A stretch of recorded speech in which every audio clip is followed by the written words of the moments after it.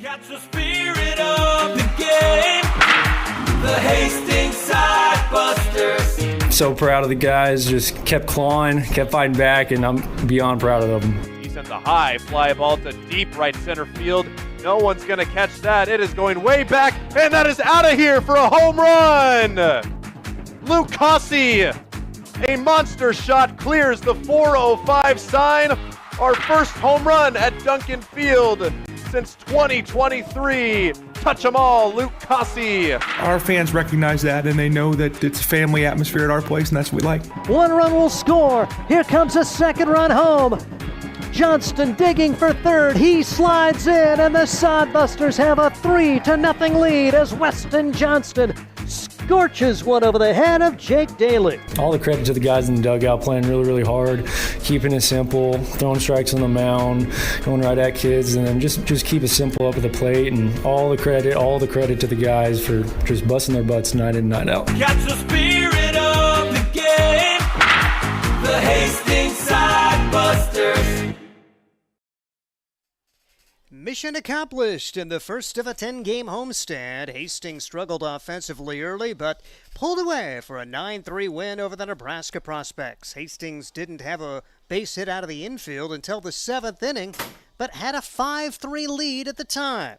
Then the Sodbusters added 3 in the 7th, 1 in the 8th to eliminate the drama. Now Hastings looks for a 2-game sweep and an opportunity to move up in the Independence League baseball standings. The game will have a little more urgency with the potential for severe weather around 9:30 tonight in central Nebraska.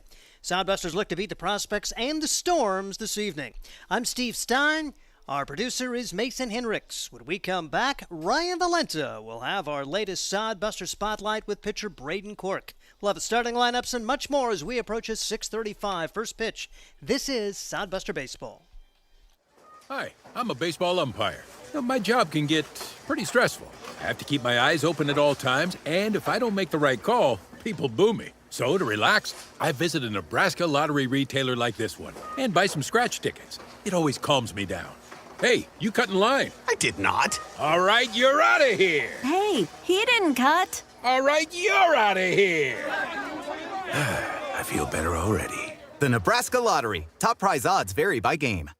There's nothing like relaxing on a summer day. Nothing like taking in a Hastings Sodbuster baseball game. And there's nothing like an ice-cold Pepsi to make the day perfect. Pepsi Cola of Hastings wants to make your nothing like be the best day it can be, whatever the occasion. Enjoy your favorite refreshing Pepsi product throughout the Sodbuster season and make your nothing like memories. Pepsi Cola of Hastings, a proud sponsor of Hastings Sodbuster Baseball.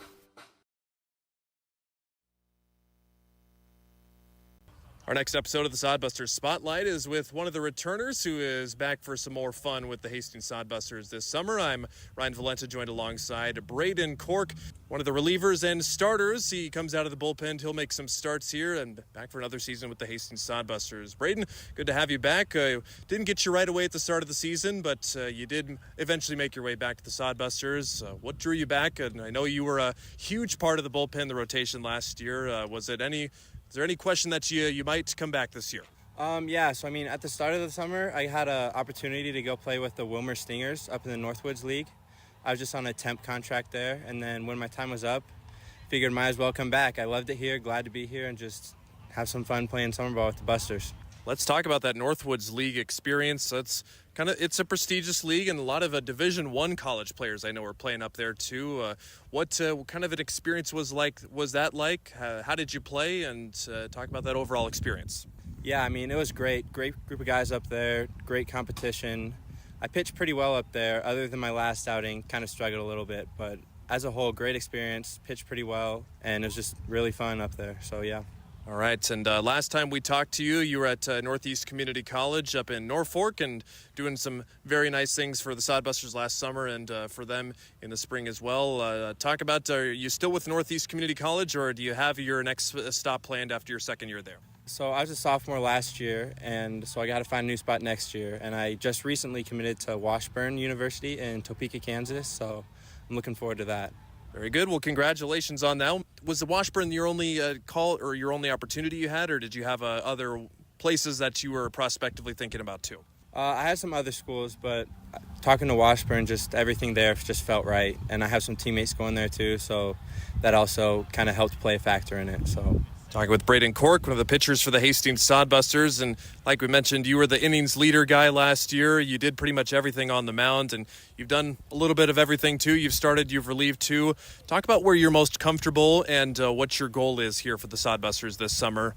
I'm really just comfortable doing whatever. Like, I've done a little bit of everything. I've started long relief, close, just I'm down for whatever. But this summer I just wanted to keep playing, compete, work on some stuff, get a just feel for every pitch, just go out there, compete, really. All right. Well, we're glad that you're here, too, in the summer, because we learned that in the spring, while you were in Norfolk, you were involved in a serious car accident that sidelined you for a little bit. Tell us about what happened to you and just how fortunate that we are to have you again this summer here after that accident. Yeah, I mean, I was just driving to lifting on just a random day, and then some guy just ran a red light, T-boned me right on the side. Banged up my hip pretty bad, got some stitches from the glass shattering. Knocked me out for a few weeks, but came back stronger and better than ever, so. Great to hear. All right, well, we talked about you're headed to Washburn next year. What is remind us of your major of study and what do you think you might be going for as a degree in college? Most likely sports management. I'm still not 100% sure, but that's probably what it's going to end up being. Talking with Braden Cork, the pitcher for the Hastings Sodbusters, and we realized we haven't gotten to talk to a lot of pitchers here. So we asked the guys, what are you looking forward to getting better at the plate or in the field? You on the mound, talk about the pitch arsenal that you've come up with. Has it stayed the same as of recently, or are you experimenting with any new pitches at all this summer? If not, just tell us about your arsenal and what you throw. Yeah, I throw a 4 and 2-seam fastball and then curveball, slider, changeup. I mean, I've had that pitch mix for a few years now, just trying to focus on all of them, just get better at everything. So never in a knuckleball or a cutter or a splitter or like the sweeper now that all the kids are throwing? Any experimentation with anything like that at all? No, not really. I mean, my fastball, my 4-seam tends to have a little cut on it, but I wouldn't call it a cutter. Just stick to what I'm good at with those 5 pitches.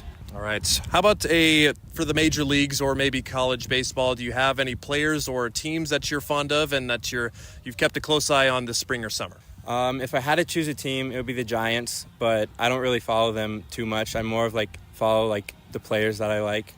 One of the pitchers especially is Jacob deGrom. I've always been a huge fan of him. And especially because he's been injury-riddled, and I believe he was at All-Star selection for the first time in a while. Is he kind of one of your idols? Have you taken anything out of his book on how he pitches that you maybe added to your repertoire at all? He's one of the guys that I watch a lot, just mechanically-wise, because we're about the same height. And it's just he's one of the best in the league whenever he's healthy. So I always try to steal some stuff from him. All right. Are you staying with another host family this summer? If you are, who are you staying with? And what's it been like hanging out in the heat here in Hastings for the past few weeks? Yeah, I'm staying with the same one as last year. I'm staying with Scott Lemick. He's a great guy. He went to high school with my dad, so my dad knows him a little bit. But I've loved every second of being with him. Awesome stuff. From Braden Cork, final question I have for you.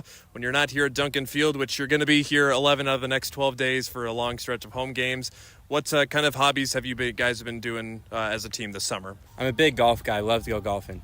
All right. So is there a course that you like here that you've gone to? I like Lockland. I haven't been able to go there this year yet, but last year their host family had a membership, and I went with them last year. Hopefully I can get out there at least one time this summer.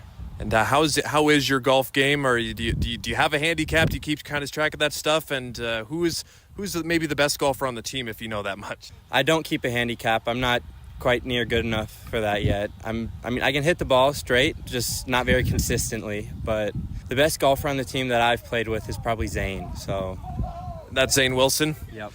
So what does he keep track of score? What's the average that he shoots? Do you know? I'm not really sure, but I scrambled with him and a few other guys, and he was pretty good. So very cool stuff. Neat from Braden Cork, one of the Sodbuster relievers and returners. He's our latest Sodbuster Spotlights. You can find the rest of our Spotlights right here on Spotify on the Sodcast. Thanks for listening. Ryan Valenta. See you next time.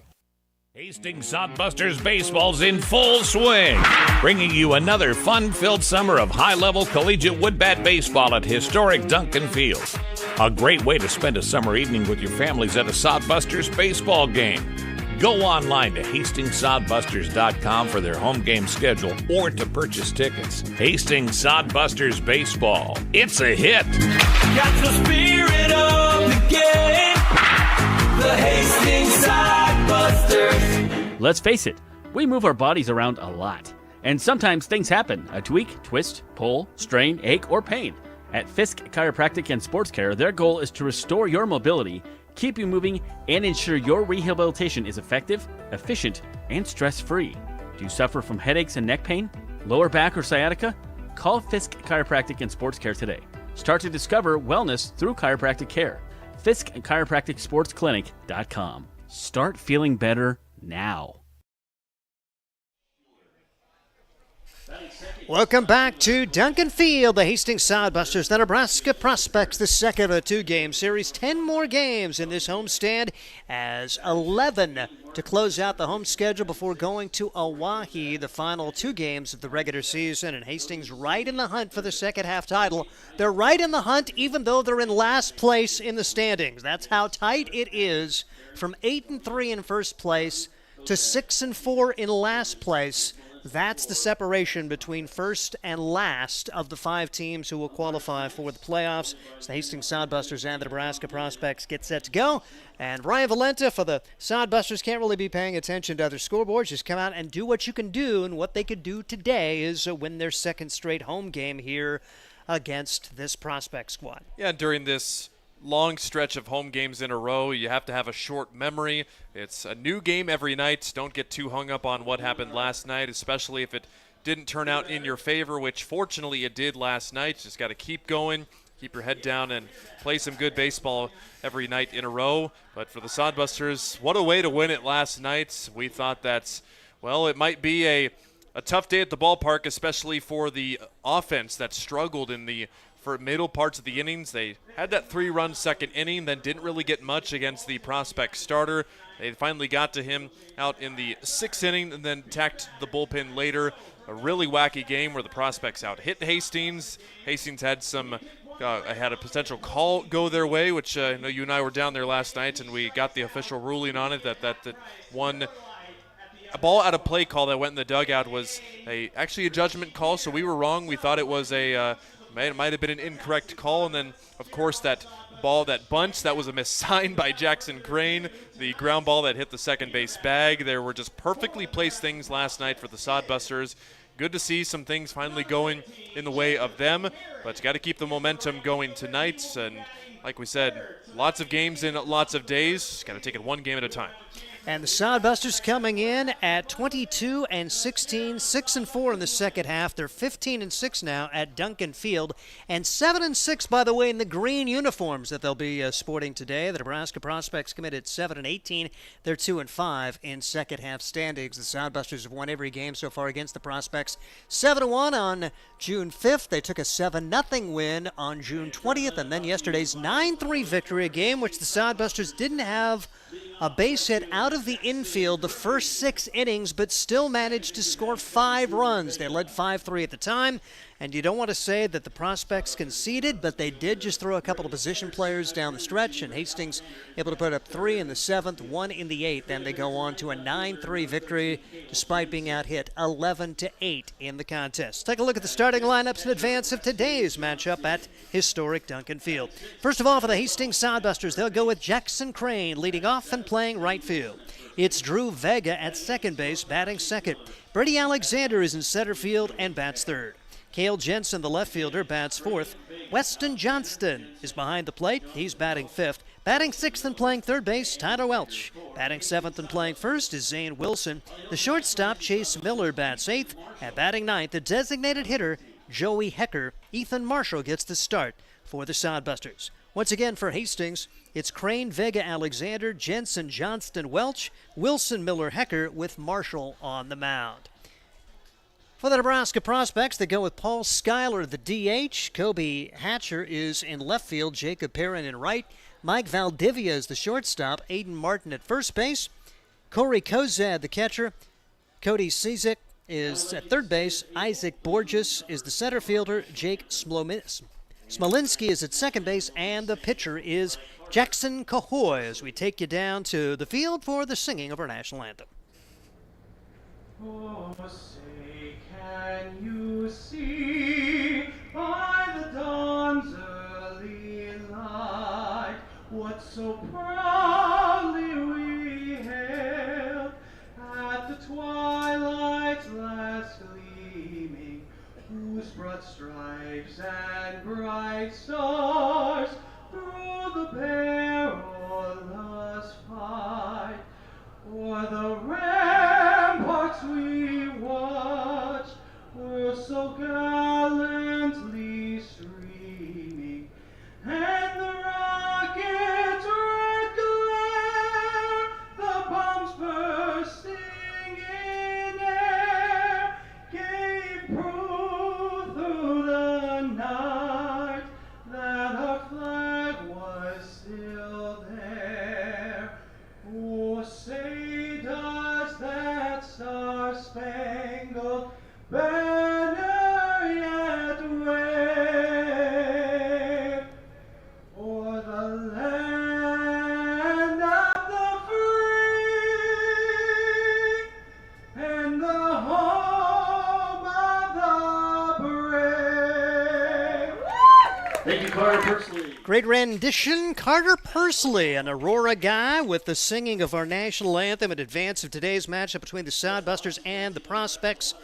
93 degrees, the winds out of the southeast at about 10 miles an hour, pretty much blowing straight in from center field, making this historic Duncan Field even bigger. 408 to straightaway center, 405 to the alleys, 370 to left, 367 to right. Jimmy Motes, the home plate umpire, T. Smith, will work the field here for this matchup between the Prospects and the Hastings Sodbusters as Ethan Marshall completes his warm-up pitches for Hastings. Marshall coming in 3-3, a 6.6 ERA, making his 7th appearance in 31 1/3. He's allowed 26 runs, 23 of those earned, 36 hits. He struck out 18. He has walked 16 and hit 7. His last outing against the Plainsmen when he took the loss, 3 1/3, allowing 5 runs, 4 of those earned on 9 hits. He struck out 1 and walked 3 that day, trying to get back in the groove. He started the year 3-0, has struggled since, and maybe an opportunity now in a big game for this Hastings Sodbuster team to try to right the ship. Defensively, it's Weston Johnson doing the catching. At first base, Zane Wilson. At second, Drew Vega. The third baseman is Tyler Welch. Shortstop is Chase Miller. In left field, it's Cale Jensen. The center fielder, Brady Alexander. And in right field, Jackson Crane. You wonder, I know the pitching rotation this time of year, you kind of go with who you can, but the Sodbusters throwing a left-hander yesterday. They're throwing a left-hander very similar today. We'll see if that works out for the Sodbusters. Ethan Marshall, hopefully that's not rough for him, because they really hit Marcus Miller pretty well. But the Sodbusters able to win the game anyway. Yeah, and I think the benefit for Ethan Marshall, too, in throwing back-to-back lefties is that he hasn't seen the Prospects, or the Prospects haven't seen him yet this year in 6 starts, so he'll provide a little bit of a kind of a guy that maybe they might not pick up right away. Lefties, for some people, they just don't like hitting them. We'll see how he attacks these hitters. First pitch strike to Paul Schuyler as we get things rolling here at 6:32, 3 minutes ahead of time. And I'm sure there was a little bit of impetus to keep this game rolling with a severe thunderstorm watch for our region as the pitch is down low for ball 1, 1 ball and 1 strike on Paul Schuyler. Just joined the Prospects recently and off to a great start, 5 for 10. A home run, couple of doubles, and he's knocked in 3 for the Prospects, and he takes this pitch out of the zone, 2-1. Went 1 for 3 yesterday and scored a run in the 9-3 victory for Hastings over the Prospects. A variety of uniform combos for the Nebraska Prospects. They go with black jerseys today, powder blue numbers. They have red in their uniform combo. They have a little bit of everything. 3-1 the count now on the leadoff hitter, Paul Schuyler. DH today for the Prospects as Marshall brings home the delivery. Bouncing ball left side and foul, 3 balls and 2 strikes. As an opportunity to see Ethan Marshall in his second start here at Duncan Field. He's another of the Saginaw Valley State Cardinals who went 30-22 in the spring. Marshall set to go for the full count pitch and brings it home. Called strike 3. Schuyler started ahead to first, couldn't pull the trigger, and Jimmy Motes rings him up. Looked like a pretty good pitch there, and no argument from Schuyler. This is a Prospects team that struck out 13 times last night. It seemed like they were guessing a lot, and Marcus Miller and company had their way at the strikeouts. That's a great start for Marshall. Here's Kobe Hatcher now batting for the Prospects. He'll take first pitch just a little bit low for ball one. 1 ball and no strikes on Hatcher. His last outing was against Fremont on Sunday when he went 0 for 3, batting 167 on the season as the 1-0 delivery is on the way. Curveball took something off of that one, and Hatcher swings and misses. 1 ball and 1 strike. Team batting average for the Prospects at .232 for the year. They're hitting .178 against Hastings, but they raised their team batting average against the Sodbusters by 69 points yesterday with their 11 hits. Pitch misses for ball 2, 2 balls and a strike. Meanwhile, the Sodbusters hitting .281 against the Prospects. Hastings has won all 3 games, averaging a 7-1 victory during those 3. Line drive left field, but that's right at Cale Jensuda. Comes in a couple of steps, and Hatcher is out number 2. 2 up and 2 down for the Prospects here in the first. Hatcher probably disappointed with that. Can't hit it much harder, and Cale Jensen, no problem with that ball. Ethan Marshall has been staying away with most of the hitters so far. The couple of balls that were put in play, that big foul ball by Schuyler and that one right there left a little bit over the plate. If he can stay outside of these right-handed hitters, should have success here. Jacob Perrin, first pitch swinging and hits it right back up the middle for a base hit. Perrin went 0 for 4 yesterday, but comes through with a first inning single to keep the inning going. A Southeast Community College guys batting .262 on the year, and that'll bring to the plate their 4-hole hitter, Mike Valdivia. Gets an opportunity to see the Sodbusters for the first time in this series. Didn't play yesterday. 0 for 6 when these two teams met in their first 2 meetings. His last outing a pretty good one as he went 1 for 3 with a home run and a run batted in. Also scored a run in the Fremont game on Sunday. Takes this pitch out of the zone. 1 ball and no strikes on Valdivia. He's an Iowa Western guy from Millard West, hitting .333 on the year. That home run for him was his 2nd of the year. Runner at first, 2 outs, first inning, no score, and the pitch fouled straight back 1-1 on Valdivia. The Prospects under the direction of Gabe Shumwell, who coaches down at third base. One of their players is the first base coach. As a lefty-lefty matchup here with 1 on and 2 outs in the first. Off speed, foul back. 1-2 now on Valdivia. Been going with the off-speed past couple of pitches, and they've been pretty high in the top of the zone. Valdivia, fortunately, has fouled them off. Wouldn't mind seeing a slider coming again, but maybe a little bit lower in the zone to get a swing and a miss for strike 3. Ethan Marshall, left-handed hitter, or left-handed pitcher, brings it home against the left-handed hitter, and the ball fouled back. Marshall, upwards of 80 miles an hour on his fastball. His curve is at 71, the changeup in the 68-mile-per-hour range. Flight Scope stats brought to you by Eagle Distributing. Connor Christensen, Noah Pegel running the tech stuff for the other booth. And Mason Hinrichs is our producer today. As the pitch misses outside, an extended out bat for Valdivia with a runner at first and 2 men out. Marshall trying to get through this first inning with a 0 on the board. And you'd love to see some crisply played innings with potential for severe weather coming up. 2-2 pitch. Popped up. Foul territory. Will it be playable? It will not, as that will get into the front row of the stands here at historic Duncan Field. It remains 2-2 on Valdivia. Again, another foul ball and a breaking ball. Marshall hasn't been able to locate the fastball in a couple of balls, so the curveball seems to be his location pitch right now. If I'm the hitter, Valdivia, I'm probably sitting on a curveball right here. A cardiac therapy major in college, Ethan Marshall. Left-hander shakes off a couple of signs. Set for the 2-2 pitch once again.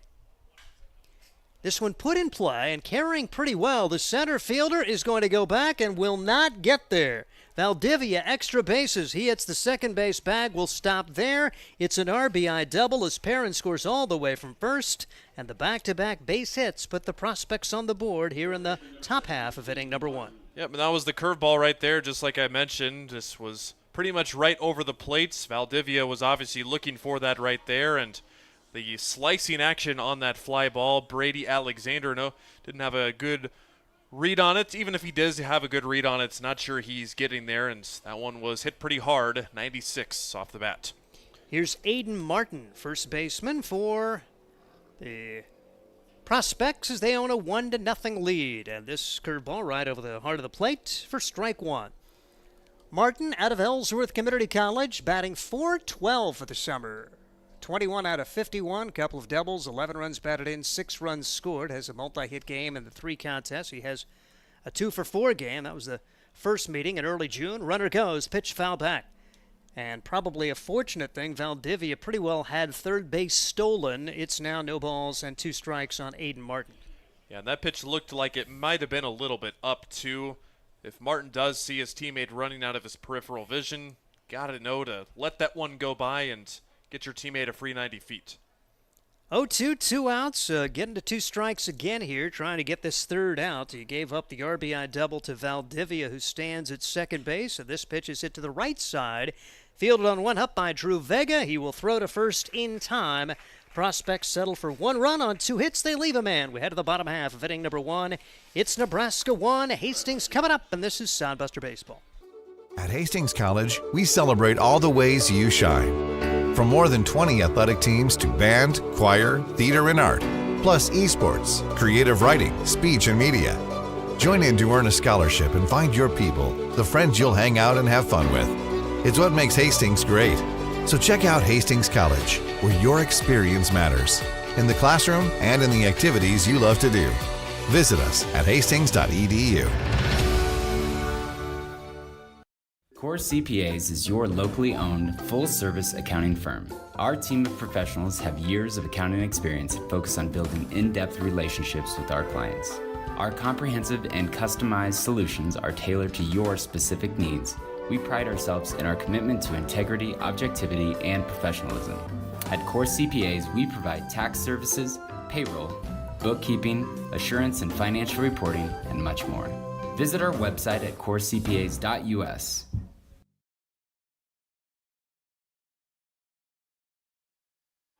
At the bottom half of inning number 1, the Sodbusters trying to come back as they trail at 1-0, and they will face Jackson Cahoy.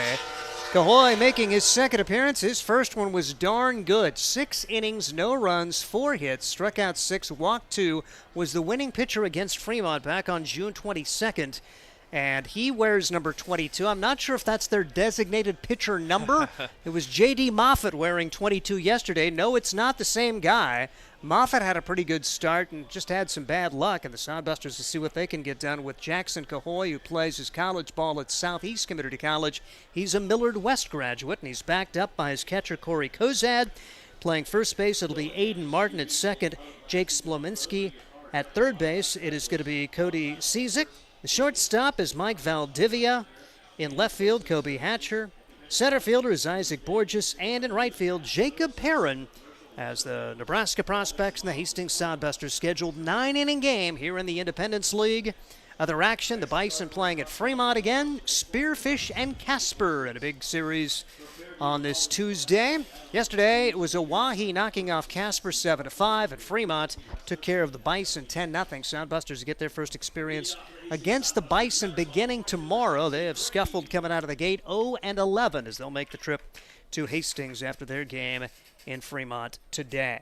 Here comes Jackson Crane in the leadoff spot, playing right field for the Hastings Sodbusters. A righty-righty matchup. Cahoy brings it in, and that hits him in the back. Goodness. Jackson Crane is the ball magnet, as it's got to be an Arkansas Tech guy who is going to be the lead leader in that category. He's been hit now 13 times to now extend the lead over the guy that's hitting behind him, Drew Vega. And last night he was hit by pitches twice, both of them with the bases loaded, where he drove in 2 runs in the game. But Crane might need an MRI. He's got some, like we said, some sort of magnet in him. We got to go find that.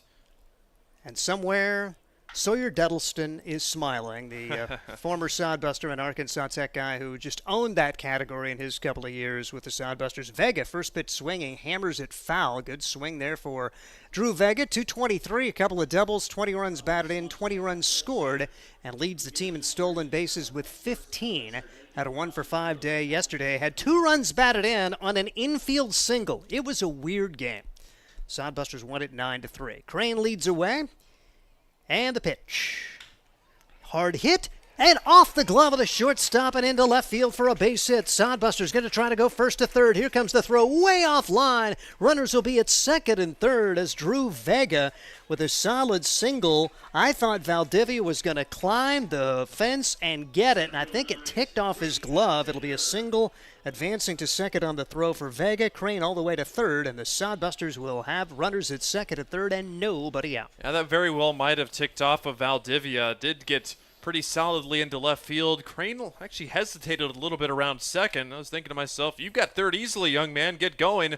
And even Vega enough time to get to second base. Here's Brady Alexander, center fielder, batting in the 3 spot today for the Hastings Sodbusters. Had his first hit here at Duncan Field, and a pitch inside, and it hits him. So 2-hit batsman and a single. The Hastings Sodbusters this year have now been hit 99 times by opposing pitchers. And I think they're a bunch of pretty good guys. But, man, they do draw the hit batsman. Well, and this is a prime opportunity to get right back in this game. Alexander kind of tossed the bat away and didn't look like he was too pleased about getting with the hit with the pitch right there as he makes the slow walk down to first base. And, I mean, Cahoy, he's got some heat on his fastball too, so I can't imagine that it feels any better getting plunked on, especially probably a hip bone or a leg bone somewhere down there. But bases loaded, nobody out, couldn't really ask for much more. Also, according to Game Changer, they're going to give Drew Vega a double on that last one instead of a single. Interesting, as the Sodbusters will have the bases loaded. And Alexander has to realize that there's no way that Cahoy was throwing at him first and second, nobody out in the first. No way. So there was no purpose in that pitch. It just got away from him. The University of Ohio guy down there, he's coming in 385 at his time with the Sodbusters. And now we get a chance to see Cale Jensen of the left-handed batter's box against the right-handed pitching Cahoy. The pitch way high and outside, would have hit the right-handed batter again had Cale been in that box. 1 ball and no strikes on Cale Jensen for the Sodbusters, who's at 242, 8 out of 33 in his games played so far here in Hastings. Cahoy brings it home. Just misses out of the zone. 2 balls and no strikes on Cale Jensen, headed to the University of Illinois Chicago after stops at North Dakota State and at Northeast Community College. A couple of multi-hit games so far for him. 1 against the Plainsmen, 1 against Fremont. A pair of 2-hit games so far for him. And the pitch misses outside. 3 balls and no strikes. Really struggle with command for Cahoy at this point. All 3 of those have been outside of the left-handed hitter. And if you would have had a right-handed hitter in the box, he very well could have hit a right-handed hitter on 2 of those 3 pitches. He's already hit 2 right-handed hitters so far. And this pitch is right down the middle for a strike. 3 balls and 1 strike on Cale Jensen. Big chance for the Sodbusters, trailing at 1-0. But Sodbusters at every base with nobody out. And here's the pitch. Called strike 2 as Cale Jensen had tossed the bat away, so he'll have to retrieve it and focus here as Jimmy Mote says a called strike. T. Smith working the bases here. 2-man crew in the Independence League. Big pitch coming in early in this one, and the 3-2 delivery is on the way. Hard hit but foul. Almost extra bases down the first base line. Aiden Martin would have had no chance had that gotten over the bag. Remains 3 balls and 2 strikes. So Vega given a double. He hit at 96 off the bat to get that extra base hit officially. 3-2 with nobody out and the bases full, and out of the wind comes Cahoy. Ball 4. Sodbusters get a bases loaded walk to take the lead, and this is vintage Sodbuster baseball. So manufacture all sorts of runs yesterday as Jackson Crane hit by a pitch twice with the bases loaded to bring home runs yesterday. He'll score the first run this time on a bases loaded walk to Cale Jensen. And it's a perfect response. After you get down 1, you want to do anything you can to try and get this game back in your favor, and I think that's what's been missing the past few weeks. Sodbusters haven't been playing very patient. They've been getting ahead of themselves. This team looks a lot more relaxed, and they're letting the ball and the opposers come and pitch to them. Weston Johnston steps in now. He bounces this one back up the middle. It could be trouble. The shortstop charges, throws, tag, and out at first, but that will get a run home. Good job for Valdivia just to field it, but then he pulled Aiden Martin off. Martin with presence of mind to make the tag on Johnston. So it's 6-3 on the putout there. That will bring home Vega. It will advance Alexander to third and Jensen to second. And the leading run producer on the season gets another RBI, Weston Johnston. Had a couple last night. That's 29 now on the year for the team leader in most offensive categories. And yeah, big play by Martin to save his shortstop an error. And the pitch to Tyler Welch. First pitch swinging and fouls it back. No balls and a strike on Tyler. Has raised his batting average now to 167. Has 3 doubles. He's now knocked in 10 and scored 8. As getting more playing time as this late season goes on. His versatility helps out. Playing third today. He's played first down the stretch. And Welch pops this one up. Is it deep enough to score a run? We'll find out. Right fielder's got it. The Sodbusters will not test the arm, but the throw is way long, but a great job backing up the play. Jackson Gahoy. If the Sodbusters would have tried to score, they would have had an easy run, but Jacob Perrin's throw nowhere close, but you just didn't know that when that ball was caught. Yeah, definitely not deep enough to score the run there. Tyler Welch had the right idea. He's such a good situational hitter. Knew he wanted to put the ball in the air, just got a little bit under it of a potential sacrifice fly. So Hastings trying to get a couple more here. They would have liked to get that run home with less than 2 outs. It'll take a hit now from Zane Wilson to add an additional run or two. They lead it 2-1. And the pitch is taken a little bit high for ball 1. 1 ball and no strikes on Zane Wilson, another of the Saginaw Valley Staters, batting .088. Had a production day yesterday, even though he went 0 for 2. Did score twice. It's the Sodbusters very opportunistic in that win yesterday over the Prospects. 1-0 delivery, and this one struck solidly, but the wind blowing in from center field, this would not be an issue for Isaac Borges, and Hastings will settle for 2 runs in the inning. 2 runs on 1 hit, and they leave a pair as we head to the second. It's Hastings 2, the Prospects 1. This is Sodbuster Baseball. Blue Fork Kitchen features elevated comfort food in a family-friendly, fast casual environment. With a full menu, you can sit down for a nice meal or order online for pickup. From salads and wraps to burgers and steaks, Blue Fork Kitchen has your kind of food. Open Tuesday through Thursday, 11 to 9 p.m., and Friday and Saturday, 11 to 10 p.m., with a special brunch buffet Sunday from 9 to 2 p.m. Blue Fork Kitchen is located in the Cimarron Plaza, 38th and Osborne Drive in Hastings. Like them on Facebook. Make your next pit stop at the Coach's Corner. A friendly staff and a deep lineup of snacks. You can find Coach's Corner in North Hastings on Osborne Drive East. More than just a gas station, Coach's Corner is the place to get delicious pizza made fresh for you and your family. Don't take our word for it. It's so good it'll be featured at selected Sodbuster home games this season. For a convenient and clean experience, be sure to check out the new convenience store in North Hastings, Coach's Corner.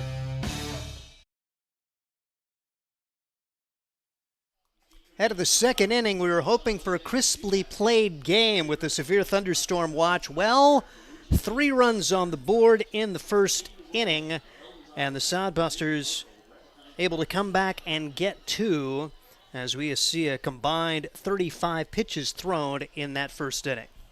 Well, keep in mind, all we need is 5 complete innings, and especially with the Sodbusters already stretched thin in games, all you need is 5 innings to have this as an official game, with this being the final game of the series. Just depending on when the weather hits, if it does hit, so we could have a technical complete game or maybe a postponement. We'll just have to see how that cookie crumbles. Now, keep in mind, Nebraska does come back for 4 more, so it's also a possibility that they could suspend it and then resume it at some point during that next series, as the Prospects will be back for a 4-game series beginning July 22nd. Here comes Corey Kozad, starting catcher, and he steps in and first pitch swinging, fouls it over to his head coach, Gabe Shemwell. No balls and a strike on Corey Kozad. Kozad came into the game yesterday, went 0 for 2. He's 149 on the year with 8 runs batted in and 9 runs scored. 5 for 5 in stolen bases, but he was a little gimpy yesterday, and I just don't know if he's going to be running today if he does reach. I wondered about his health. He's a Wayne State guy. Millard West grad. Millard West has had a tremendous baseball program, as has Millard South, and, well, pretty much most of the Metro teams, big time, over the years have had their moments. 1-1 delivery.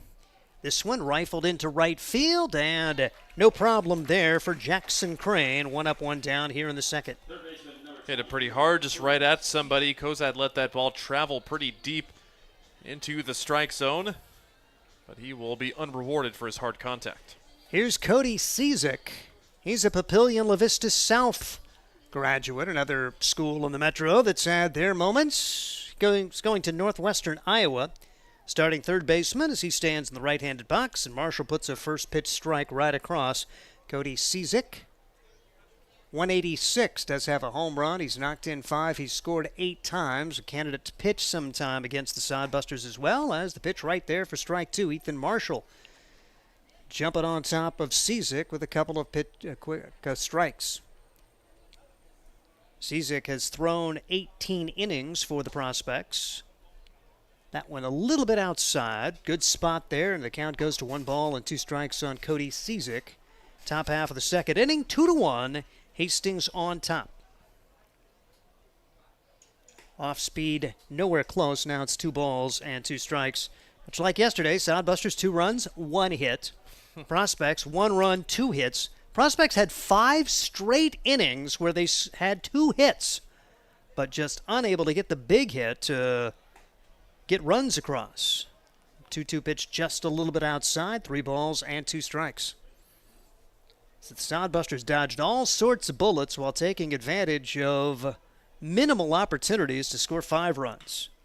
Hard hit ball to left field. Jensen on his horse will make the catch. Played that left field really good as the sun's starting to become a factor out there, but there are 2 outs here in the second inning. That'll bring to the plate Isaac Borges. Borges starting in center field here today. He has an opportunity after yesterday's 1 for 4 performance, batting 160 on the season with a couple of runs scored. He's from Southeast Community College, played his high school ball at Lincoln East. And all of those good Metro teams have now kind of taken a backseat to the Spartans. It's neat to see somebody outside the Metro do well in Class A baseball, and Lincoln East has certainly proved its mettle over the last few years. As Isaac Borges at the plate, 2 balls and no strikes to count on him. 2 outs, nobody on. Bouncing ball to the left side. The shortstop charges, has it. Chase Miller throws to first in time. 3 up, 3 down for Ethan Marshall and the Sodbusters as we head to the bottom half of inning number 2. Hastings 2, Nebraska 1. This is Sodbuster Baseball. Hastings Sodbusters baseball's in full swing, bringing you another fun-filled summer of high-level collegiate woodbat baseball at historic Duncan Field. A great way to spend a summer evening with your families at a Sodbusters baseball game. Go online to HastingsSodbusters.com for their home game schedule or to purchase tickets. Hastings Sodbusters baseball. It's a hit. Got the spirit of the game. The Hastings Sodbusters. Hi, I'm a baseball umpire. My job can get pretty stressful. I have to keep my eyes open at all times, and if I don't make the right call, people boo me. So to relax, I visit a Nebraska lottery retailer like this one and buy some scratch tickets. It always calms me down. Hey, you cut in line. I did not. All right, you're out of here. Hey, he didn't cut. All right, you're out of here. I feel better already. The Nebraska Lottery. Top prize odds vary by game.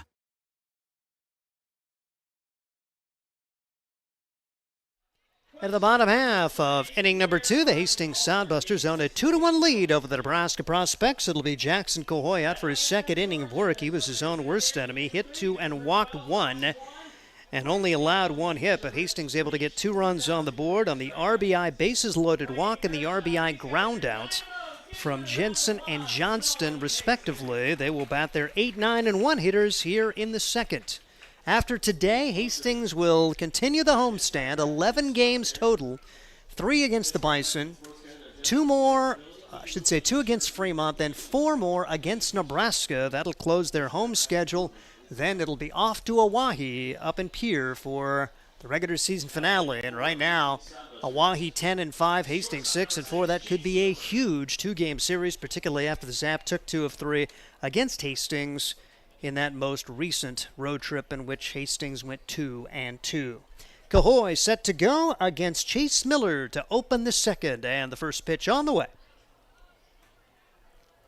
Taken on the outside corner for a strike. No balls and a strike on Chase Miller, Saginaw Valley Stater, batting .189. He's knocked in 3, scored 7 times. His last outing coming against Fremont, 1 for 3 and a run scored. Actually went 0 for 1 yesterday with a run scored, and then he had the hit, his last hit coming against Fremont 2 days ago. 2 balls and no strikes. I should say 1 ball and 1 strike, the count now on Chase Miller.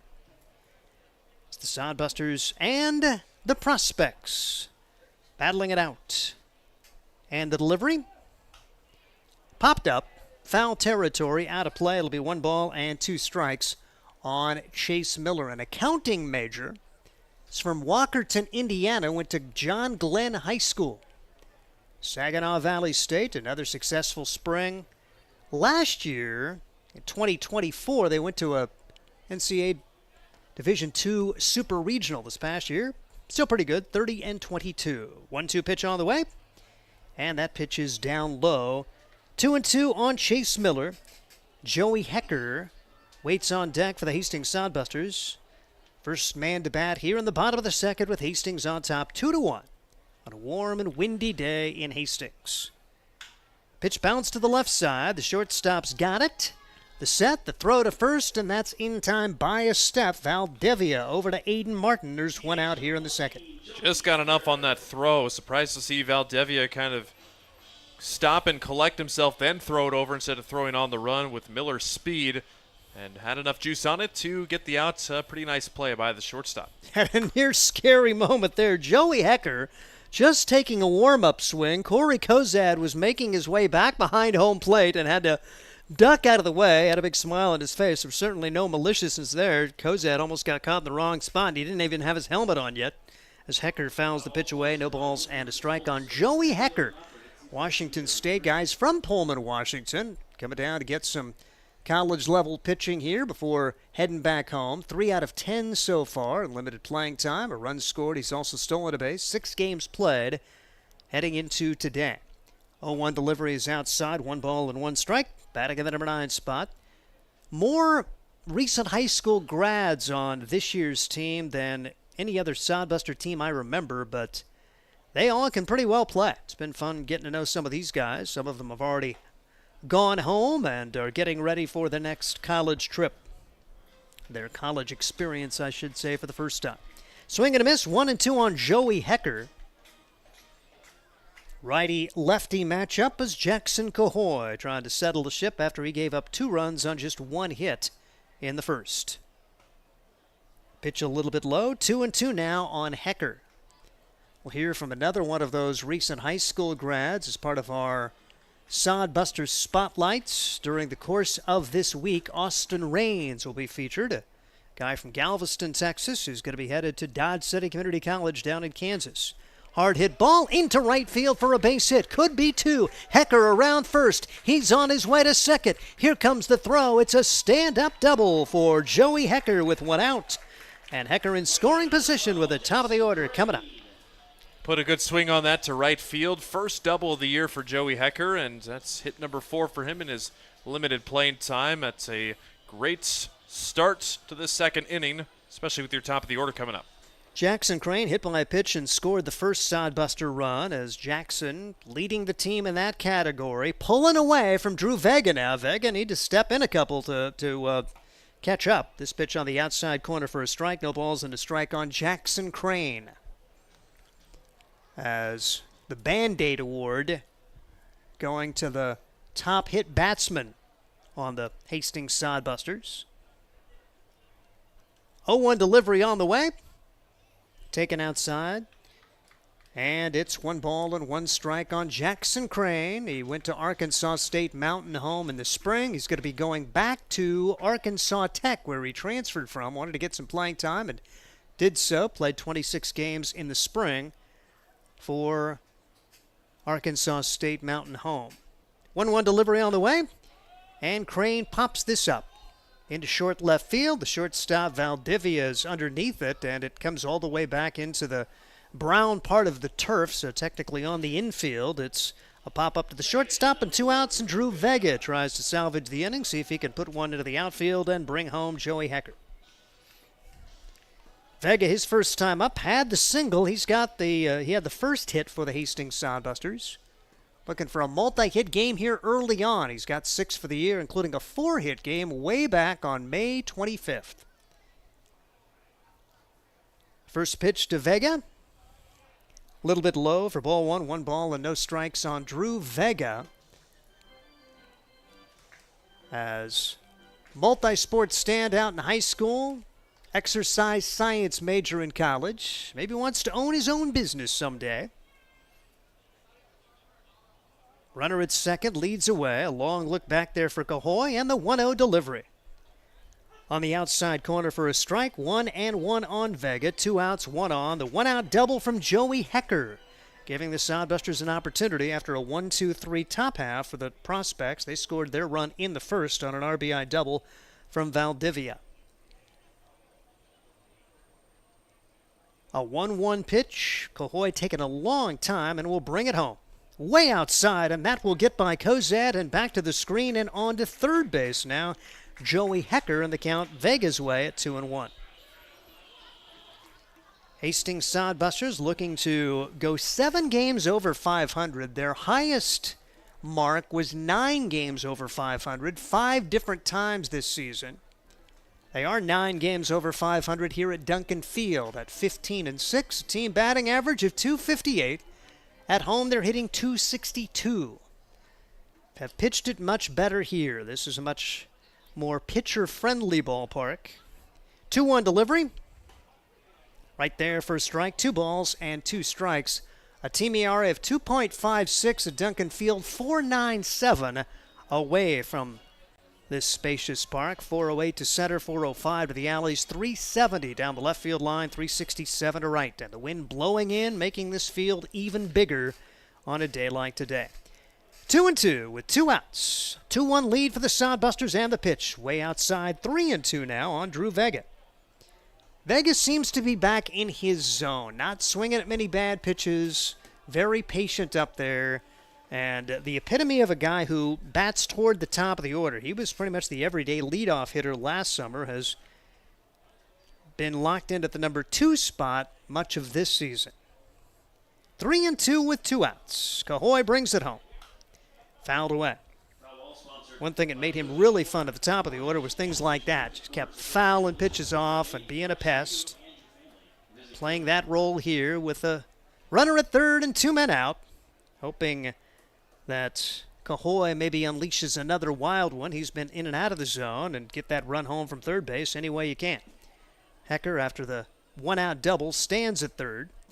Curveball popped up on the left side of the infield now in foul territory, and losing the ball, and this is not going to be playable anyway.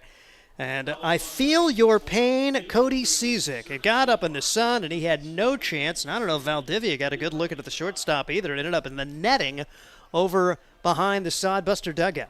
I certainly thought that might have been playable. You saw Cizik just subtly throw his arms out saying, I don't see it. And he's got sunglasses on, and they are on. We've seen guys wear the sunglasses on the top of the hat, which does not do you a lot of good. But he had the sunglasses there and everything, and just no chance with the sun the way it is right now. Another 3-2 pitch on the way. This one is bounced back up the middle. Valdivia another chance. He'll set. He'll throw. In time, he knows his arm strength, and he knows what it takes. Twice this inning, you're thinking, are you taking too much time? But he throws out Miller, and now he throws out Vega, and the Sodbusters do not score. No runs, 1 hit, 1 man left. We head to the third. We'll hear from Ryan when we come back. 2-1 Hastings. This is Sodbuster Baseball. Let's face it, we move our bodies around a lot. And sometimes things happen. A tweak, twist, pull, strain, ache, or pain.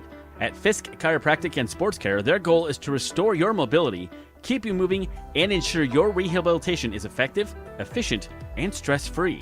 Do you suffer from headaches and neck pain, lower back, or sciatica? Call Fisk Chiropractic and Sports Care today. Start to discover wellness through chiropractic care.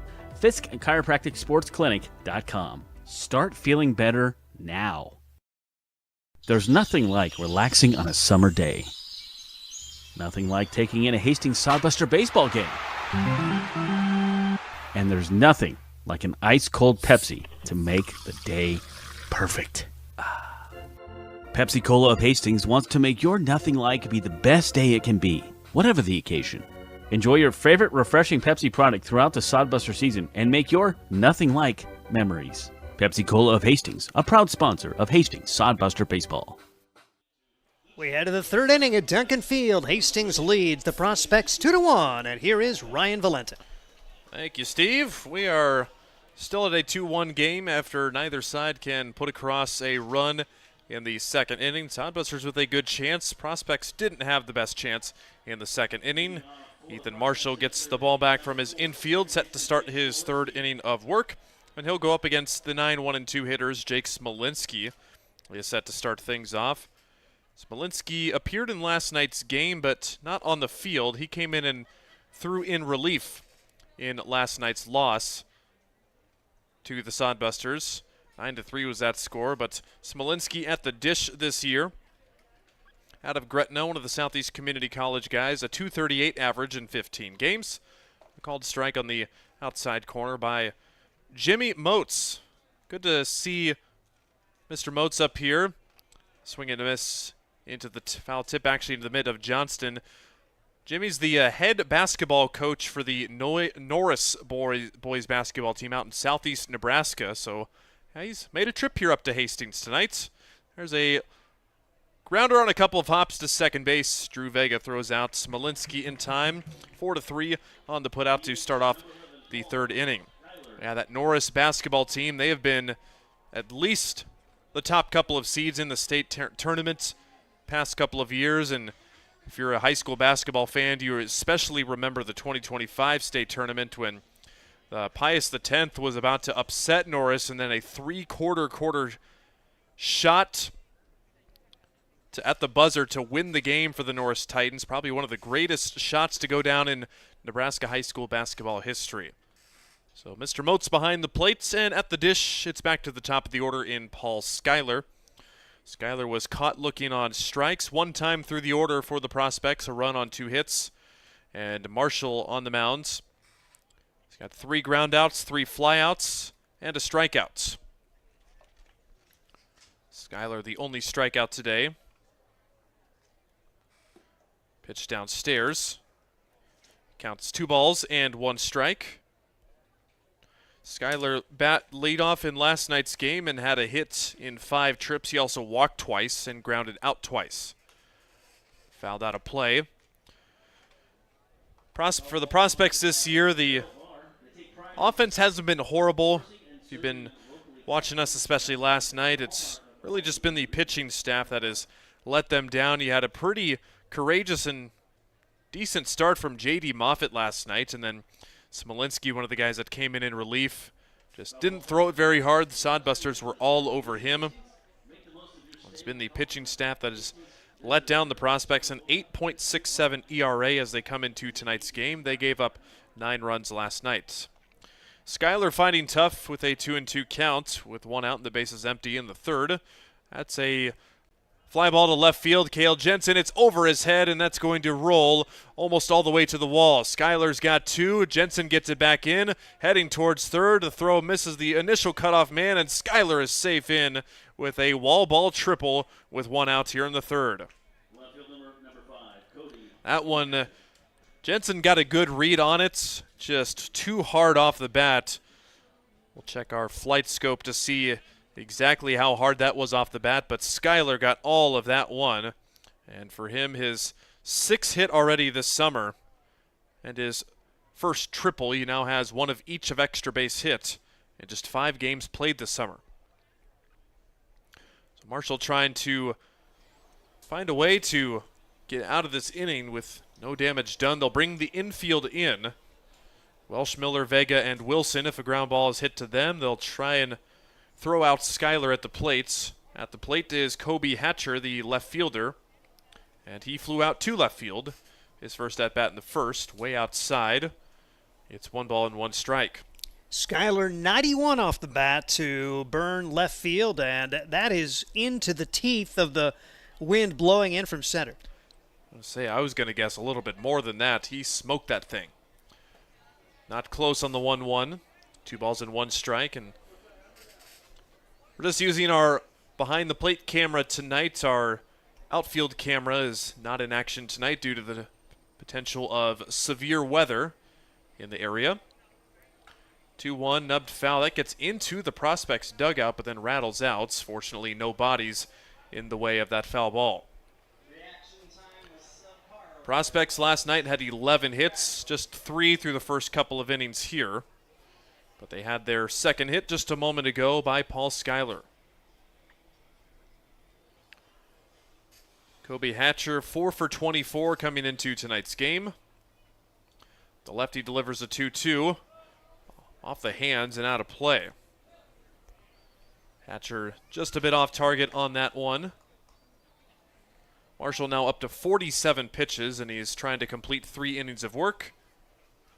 Bullpen is quiet for now, and you know that every starter is likely going to be asked to go as long as they can to preserve other guys in the pen. 2-2 again. That's in play to right center field. Going over is Crane, the right fielder, makes the catch. Schuyler tags at third, and he will jog home and score the tying run. That's an RBI sac fly for Kobe Hatcher, and that's his 4th run driven in this summer. Good job for Hatcher to put it in play. He flew out to left his last time, the sac fly to right. Scoring Schuyler to make it a new ball game here in the 3rd. So it was 3-3 last night in the middle innings. Sodbusters ended up coming back. And now at bat, it's Jacob Perrin.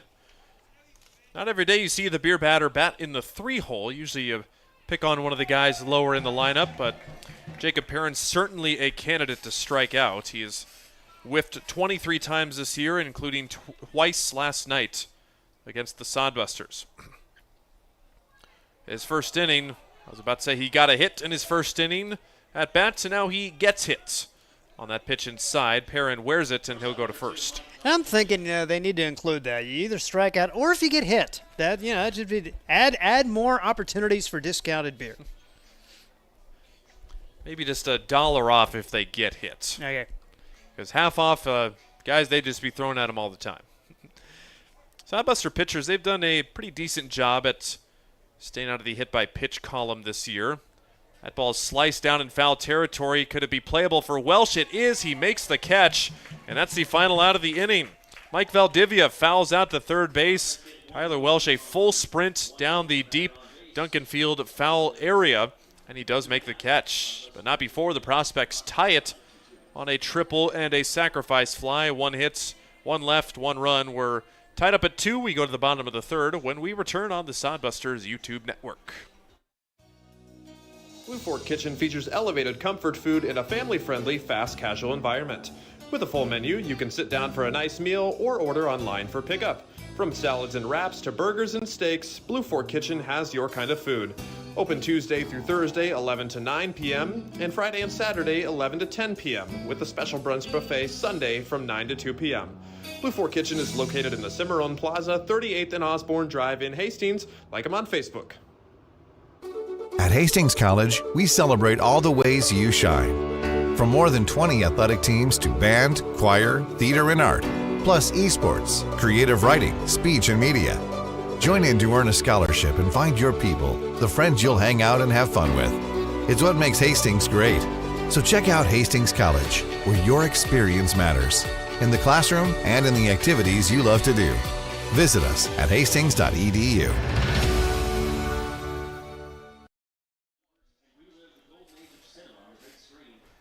A warm and breezy Duncan Field evening continues in our stretch of 11 games in 12 days. This is day and game at number 2. Every night from now until next Monday. Got a game here. The Prospects will hit the road after this. The Bison baseball team will come and play games Wednesday through Friday. And then the Fremont Moo will round out that initial stretch of 7 games in a row on Saturday and Sunday. Lots of good promotions happening at Duncan Field. Got plenty of options and reasons to come out to the ballpark for the rest of the week. 2-2. We go to the bottom of the third. It's Brady Alexander, Cale Jensen, Weston Johnston. Your first three Sodbuster hitters scheduled up. And right back up the middle by Alexander and past the diving second baseman Smolinski. Brady Alexander, the former Plainsman player, just continues to hit. I've got to say he loves hitting at Duncan Field. And such a good approach. I mean, he drills it to left. That time just took it right back where it was pitched. And seeing the ball well right now, and hopefully he can stay hot here the final dozen games or so of this season. Brady Alexander now 6 for 13 to start off his time as a Sodbuster in this week. So he's at first base. Cale Jensen at bats, taking ball one downstairs. Alexander certainly a candidate to steal. Sodbusters had a couple of stolen bases last night. They steal bags at about an 83% success rate this summer. Not a big lead at first. Jensen awaits the 1-0. Way inside, back pick to first. Alexander back in safely on the throw from Kozad. So it's 2 balls and no strikes with nobody out. As we are here in the bottom of the third inning at Duncan Field. Jackson Cahoy comes set at the shoulders. Alexander's leaning and he's running, but Jensen's going to foul it out of play. Sodbusters using the stolen base card here. Jackson Cahoy trying to find a way to keep his team with the lead. 2 balls and 1 strike to Jensen, the Central City native, playing Division I baseball next year. Pick off to first and it's thrown away. Alexander will have at least second. Martin chasing it down. Alexander turns. He'll head for third, and he will make it in standing. A costly error, always a factor with a pickoff throw to first base. If that thing gets away, that's usually 2 bases. There is a lot of room over there, and Alexander's got plenty of speed, and now any old ground out to a middle infielder, and the Sodbusters regain the lead in this 2-2 contest here at Duncan Field. That can definitely change the approach of a hitter as well. Jensen certainly a fly ball guy. He can get it in the air, and with Alexander's speed, you think almost anything to the outfield would be good enough to score the run. Ball outside, and it's 3 balls and 1 strike.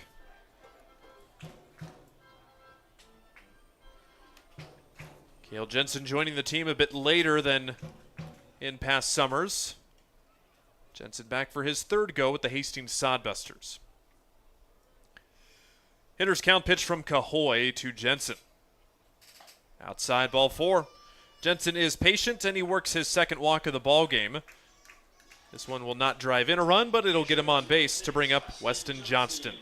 Just where you want Weston Johnston. Runners on for the leading RBI producer for the Hastings Sodbusters, who's also the top hitter at .345. He's hitting .355 here at home. Just insane numbers. You always wonder at the start of the season who's going to have the most longevity in the season and keep it going. It was pretty much been Johnston all the way. Luke Cossey had a stretch where he was on fire too. His batting average has relegated as of recent. Brock Cross, who's unfortunately no longer with us, had a very good average as well. But it has been the Weston Johnston offensive show for the most part for the Hastings Sodbusters this year. As Gabe Shemwell, a quick pep talk to his pitcher and infielders here in the 3rd inning. Good job for the guy to go out there, allowing the Duncan Field scoreboard to be reset. I noticed that we had gotten to the 5th inning. I'm thinking, well, maybe with the Storms coming up, we will do, ladies and gentlemen, we will not play the 3rd or 4th innings. It is now the 5th. So that would make the game roll on a little more. Yeah, so having a little bit of scoreboard issues right now. Thankfully, we've got Game Changer open. So with 2 on and nobody out, here is Johnston. He'll take high for ball 1. The Arkansas Tech Wonder Boy, we hope that he gets some playing time this upcoming spring. He only got a singular pinch hit at bat the past spring, but he has been tearing it up at the field this summer. The pitch Rocket shot to short, and it's over the glove of Valdivia. A run will score, headed to third is Jensen. Johnston advancing to second to throw in is not in time. Johnston legs out a hustle double and scores a run to make it a 3-2 ball game. What a horrible hop for Valdivia, and this is turf. You wonder what in the world happened there. Valdivia, no chance. Lucky he didn't get hit clean in the face on that wicked hop off the bat of Johnston, who is going to be given credit for a double. That ball 90 miles an hour off the bat. Our Flight Scope stats sponsored by Eagle Distributing.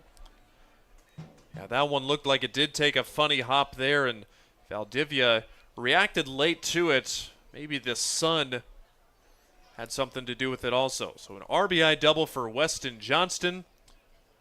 And that is now a 3-2 lead for the Hastings Sodbusters in this bottom of the third inning.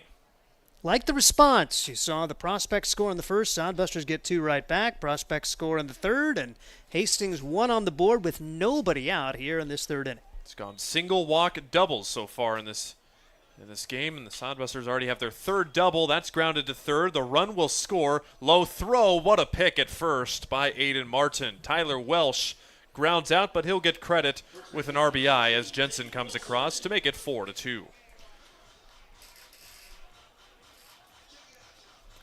So go ahead. Say Welsh hunting early in the count and gets the Sodbusters rewarded.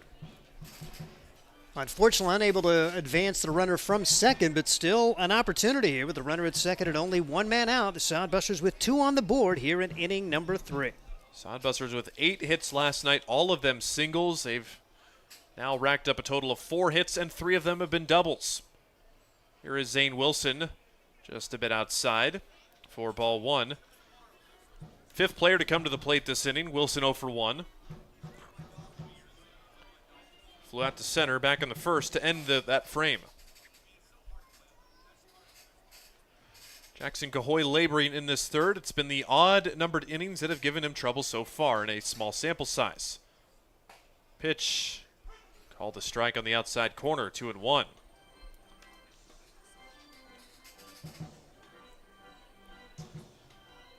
Shadows starting to creep in on the infield. Wilson is covered at the plates, and that ball, when it leaves the pitcher's hand, is illuminated, and at the last second, the shadows can almost provide an illusion of disappearance. Count 1-1 on Wilson. And there goes Johnston from second. Pitches a ball, throw down to third, and he's got it stolen and stays on the base. Johnston got a little bit of an extra lead, and he steals the bag. The Sodbuster catcher rolling the dice there and making it into third. Is there a better third base stealing team in the Independence League? Because they do go after third a lot. And even with a left-handed hitter up there, which makes it a lot easier for the catcher, but didn't really pay attention to Johnston. He had the good walking lead and stole it easily. That is the 82nd stolen base for the team this summer. Kind of a half-hearted swing on the 2-1 to make it 2-2. And for Johnston, he's 7 for 7 in stolen bases as a catcher. Don't figure the catchers to be on the run too much. But Johnston away from that mold. He's got power and he can run. How could you not play him? Wilson with a 2-2 count. Runner at third with 1 out. 4-2 lead. That's outside. And the count will run full. You don't think of catchers stealing unless you're the Hastings Sodbusters, because Jude Greaves has 3 stolen bases. Hilton was a great stolen base guy as a catcher before he left the Sodbusters. Gone are the days of the big, bulky catchers that can't run. At least that's according to the Hastings Sodbusters 2025 squad. Payoff. That is hit very high into right field, going way back as Jacob Perrin, but he'll have plenty of time to measure it up. The catch is made, but Johnston will easily trot home. In fact, Perrin won't even attempt to throw in as a competitive pitch there. Zane Wilson, like his at-bat there, good wood on it, and that stolen base of third, allowing the Sodbusters to get the extra run. They're playing so fundamentally sound the last couple of days, taking advantage of the opportunities presented them.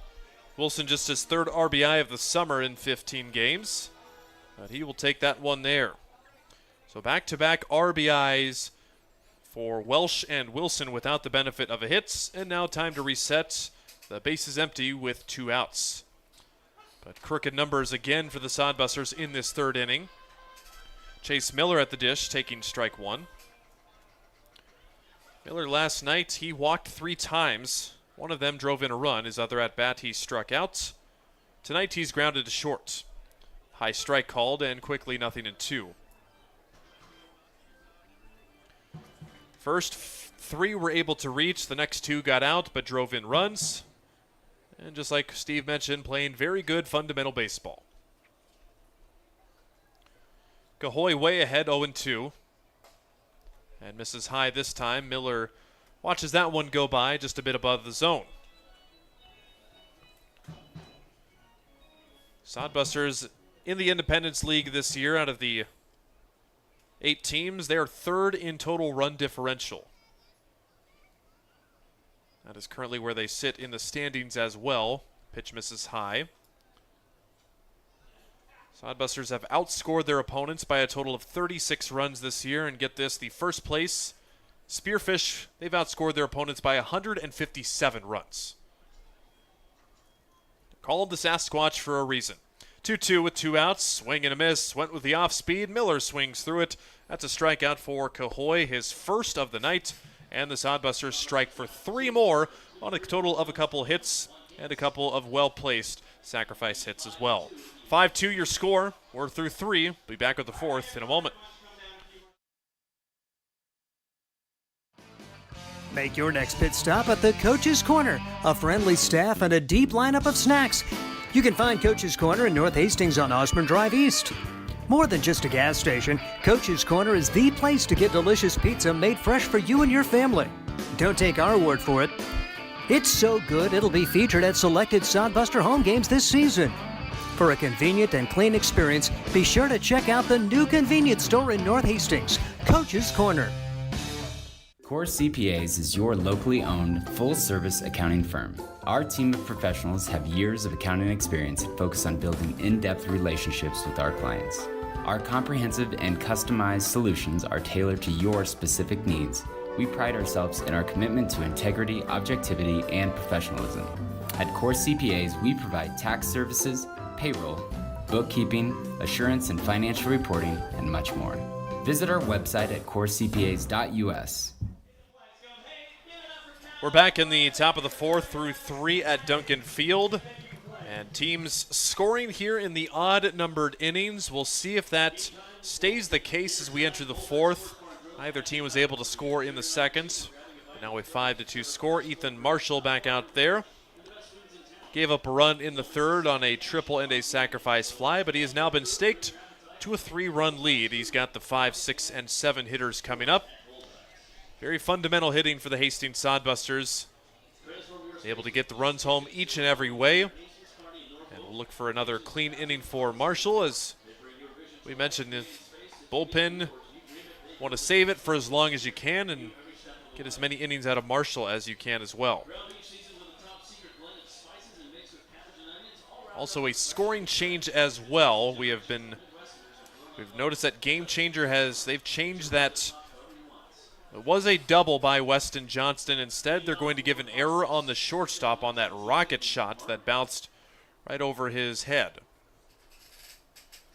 So now officially in the score box, it's 2 errors for the Prospects and only 3 hits for the Sodbusters. Pitches a ball to Aiden Martin. Martin grounded to second into his first at-bat. And this time he'll ground to the left side. Tyler Welsh cuts it off at 3rd. Toss over to first in time for the outs. 2 pitches and the first out of the 4th inning. Welsh really looking more confident defensively as well here recently. Maybe getting him over at first a few games. Kind of got him in a rhythm there. And now 2 tough chances at 3rd today. That little pop-up with the sun earlier. And that was a good play there on the grounder. That's actually back-to-back plays that Welsh has made as that pop-up in foul territory ended the 3rd. The lefty to the righty, Corey Kozad, watches strike 1 go by. Kozad came in as a defensive replacement last night for the man that just grounded out Aiden Martin, and he struck out in both of his at-bats. Kozad flew out to right in his first at-bat, and back-to-back inside corner strike called to make it 0-2 with 1 out. The lefty delivers, gets a wave and a miss. It's in the turf, and Johnston throws down to complete the strikeout. 3 pitches. Good morning, good afternoon, and see you later. Love another one just like that from Marshall. Get out of this with almost no pitches thrown. Try to get the offense going again and put some distance between the prospects and yourself. Keep the foot on the gas pedal for sure. That would be A-okay for just about everybody involved here tonight. Pitches away to the third batter of the inning, Cody Cizik. Cizik, an Omaha native out of Northwestern College for the Red Raiders. 16 games, a .186 for the batting average for him. Cizik flew out to left, his first at-bat in the second. 2 balls, no strikes. Right back up Marshall's alley, and unfortunately it gets by him and into center field for a solidly struck base hit. That'll wake you up if you're not already. Probably would have got him glove side. I think a ball that came off the bat, and I think of a guy who we still haven't seen yet, Jacob Boldoin, who got hit on the pitching hand. He has been starting to throw, but still not ready to go. Hopefully he will be here within the next 10 days, but at least he didn't break anything, and that had that same kind of feel off the bat on that shot from Cizik. See how the rest of the inning plays out with that rocket shot right back up Marshall. It didn't hit him, but yeah, he kind of stuck his glove out in a reactionary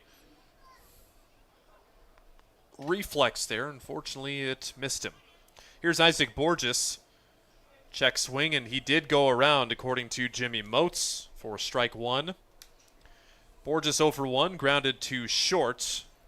On the year, a 160 average for him with just 4 hits, but one of them coming last night on a 6-inning single. The lefty delivers. That one misses. 2 balls and 1 strike with 2 out. Flight scope thought it looked pretty good. Cizik at first, draws a throw, and back in safely. Sodbuster defense tonight has been stellar, making each play that they've been asked to. As this game rolls along, 2-1. Just a bit inside, maybe a little bit low. And it's gone to hitter's count 3-1.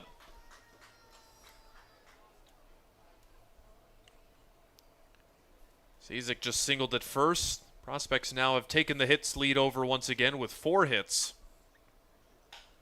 There's a chopper up the middle. Miller's got it till glove flipped over to Vega at second base.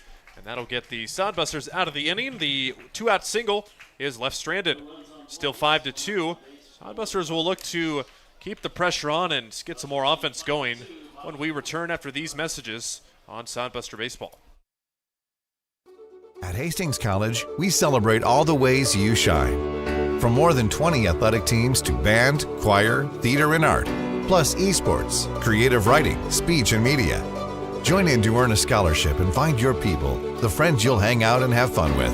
It's what makes Hastings great. So check out Hastings College, where your experience matters, in the classroom and in the activities you love to do. Visit us at hastings.edu. Blue Fork Kitchen features elevated comfort food in a family-friendly, fast casual environment. With a full menu, you can sit down for a nice meal or order online for pickup. From salads and wraps to burgers and steaks, Blue Fork Kitchen has your kind of food. Open Tuesday through Thursday, 11 to 9 p.m., and Friday and Saturday, 11 to 10 p.m., with a special brunch buffet Sunday from 9 to 2 p.m. Blue Fork Kitchen is located in the Cimarron Plaza, 38th and Osborne Drive in Hastings. Like them on Facebook.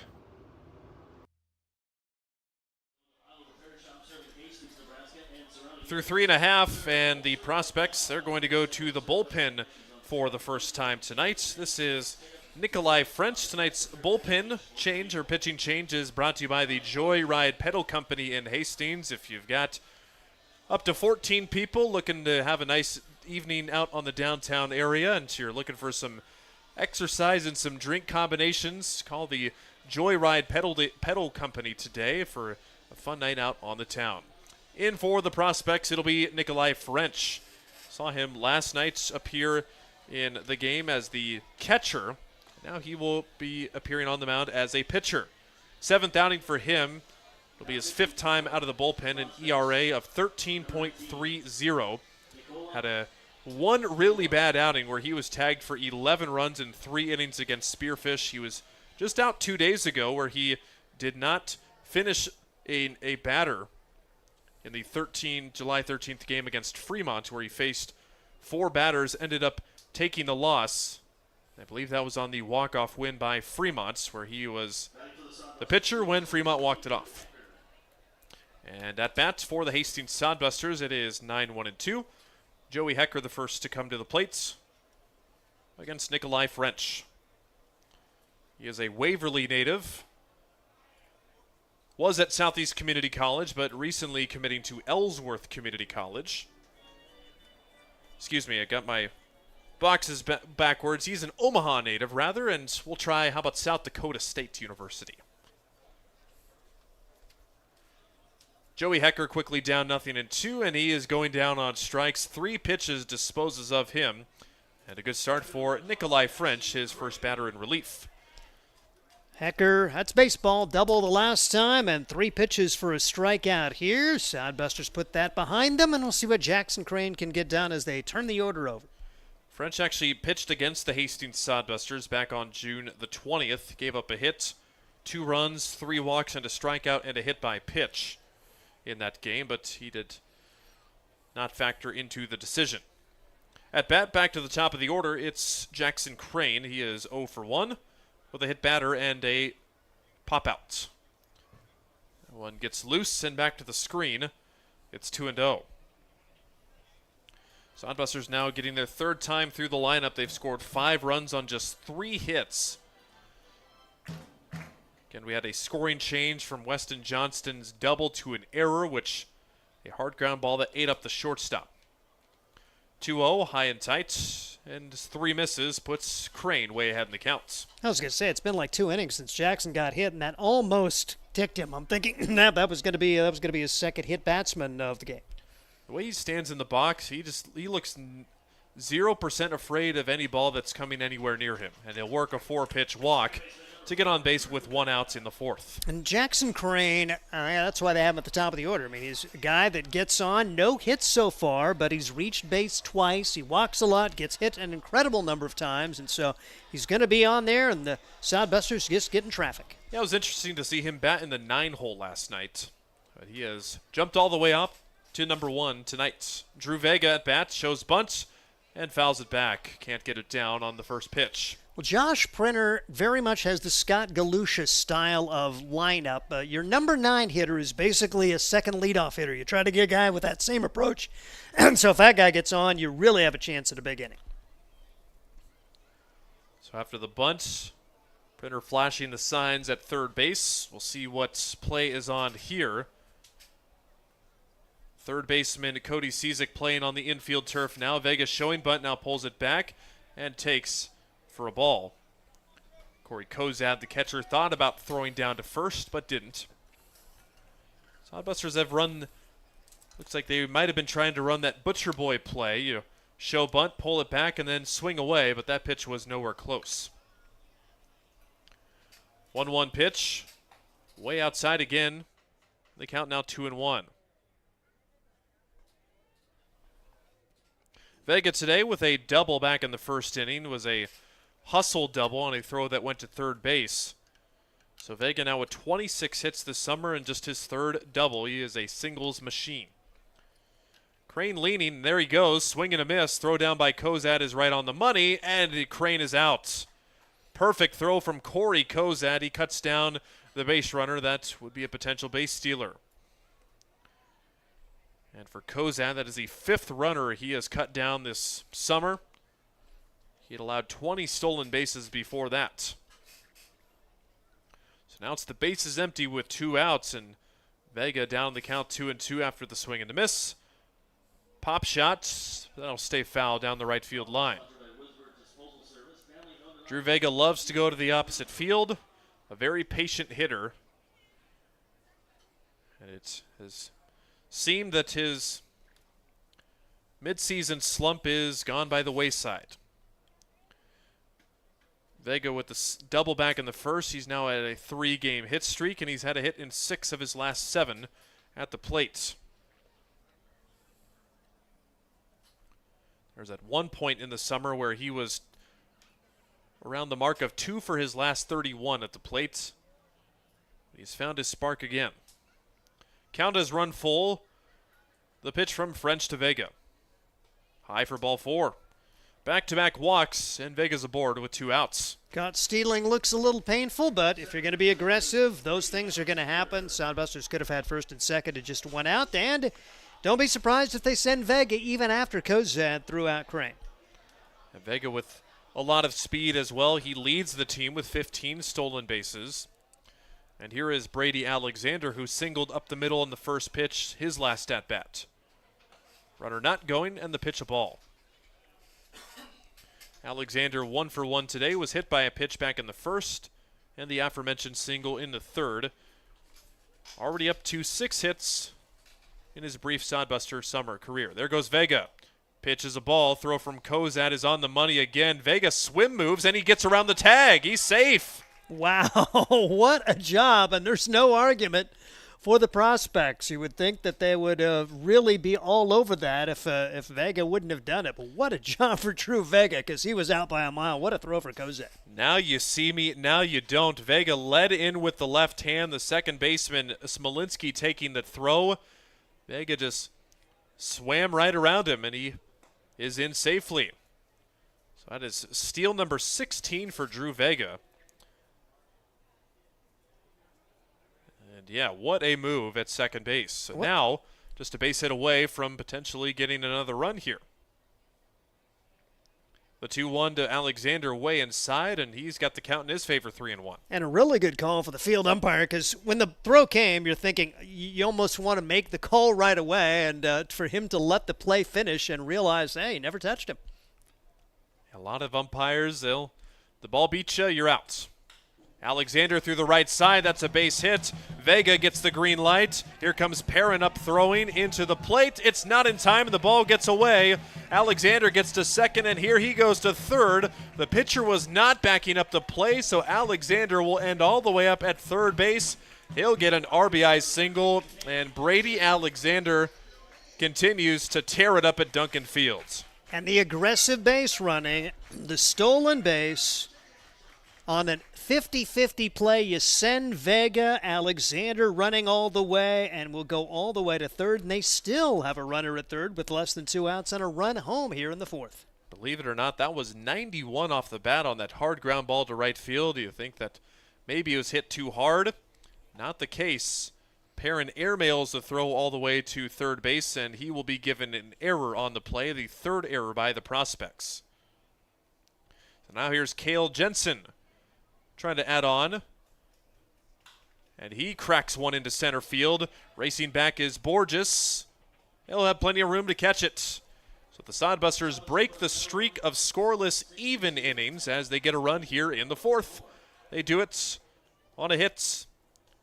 And a big stolen base by Drew Vega, manufacturing a run there, as the Sodbusters have done such a great job of in the past couple of weeks. 6-2 your score. Top of the fifth, headed your way in a moment. Hastings Sodbusters baseball's in full swing, bringing you another fun-filled summer of high-level collegiate woodbat baseball at historic Duncan Field. A great way to spend a summer evening with your families at a Sodbusters baseball game. Go online to HastingsSodbusters.com for their home game schedule or to purchase tickets. Hastings Sodbusters baseball. It's a hit. Got the spirit of the game. The Hastings Sodbusters. Let's face it, we move our bodies around a lot. And sometimes things happen. A tweak, twist, pull, strain, ache, or pain. At Fisk Chiropractic and Sports Care, their goal is to restore your mobility, keep you moving, and ensure your rehabilitation is effective, efficient, and stress-free. Do you suffer from headaches and neck pain, lower back, or sciatica? Call Fisk Chiropractic and Sports Care today. Start to discover wellness through chiropractic care. Fisk Chiropractic Sports Clinic.com. Start feeling better now. Top of the fifth inning, Ethan Marshall back out. He's now been staked to a 4-run lead. And Steve Stein's got you for inning number 5. Smolinski, Schuyler, and Hatcher will be the first three to bat. Against Ethan Marshall, 64 pitches thrown, pretty efficient. See if he can put another 0 on the board as Hastings putting 2 up in the first, 3 in the third, 1 in the fourth. The Prospects' lone runs coming in the first and third innings, as we'll see Smolinski, who grounded out to second his first time up, stand in the right-handed box against Ethan Marshall, trying for his 4th win of the year, trying to tie Mr. Creighton Jacobitz for the lead in wins for this Hastings Sodbusters squad, as Jacobitz has been the ace from the get-go for this Hastings team. The opening night starter is 4-1 with a 2.95 ERA. Marshall won his first 3, but has lost his last 3 as he pitches here to Smolinski to open inning number 5. Pitches inside, and it's now 3 balls and no strikes to the number 9 hitter. Out of Southeast Community College, the former Gretna Dragon stands in the right-handed box and bounces this one foul. So getting the green light at 3-0, that will rattle up the left side, down by 4. A little bit surprised at that. Yeah, down by 4, you definitely want to try and get on any way you can. Usually a swinging 3-0 is not the way to do it. Swings at 3-1, and it's over by his head coach again. 3-2 now, as Gabe Shemwell gets not only 1 foul ball, but will have a second one down there in the third base coach's box. So Marshall trying to come all the way back and takes his time, looks in, and brings home the 3-2 delivery. And this one popped up into right field.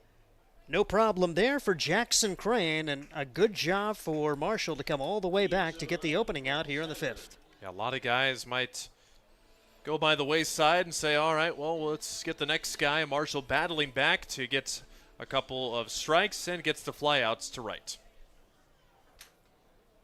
And we will see Nikolai French now bat in the top half of the 5th inning. So they must have made a defensive adjustment earlier. We'll have to double check this. Well, he's batting in the spot of the designated hitter. So he just came in, which is really unusual, but he will bat now for Schuyler, who is lifted as the DH. Kind of wonder about that, about his health. I mean, he legged out that triple and scored, and he's been one of their better hitters since starting. I'm really stunned that he got taken out, unless he has some sort of physical issue. By losing the designated hitter, I think that means you have to bat to your pitchers the rest of the way through now. Yep, now that's not unheard of. They did it against Fremont a few days ago. This is a pop-up into right field. Second baseman Drew Vega will actually make the call and make the catch, 2 out. So interesting there, as Nikolai French bats instead of Schuyler. Schuyler has been red hot since joining the team, but French bats for himself as the pitcher, and there are 2 men out. Kobe Hatcher now comes to the plate. He had a sacrifice fly his last time up, and he's first pitch swinging and pops it a mile high into center field. Shortstop fades back, and a good job there for Miller, and a great inning for Ethan Marshall. He was down in the count, 3-0 to Smolinski, comes all the way back, and then quick work of French and Hatcher. And we head to the bottom half of inning number 5. It's Hastings 6, Prospects 2, and this is Sodbuster Baseball. There's nothing like relaxing on a summer day. Nothing like taking in a Hastings Sodbuster baseball game. And there's nothing like an ice-cold Pepsi to make the day perfect.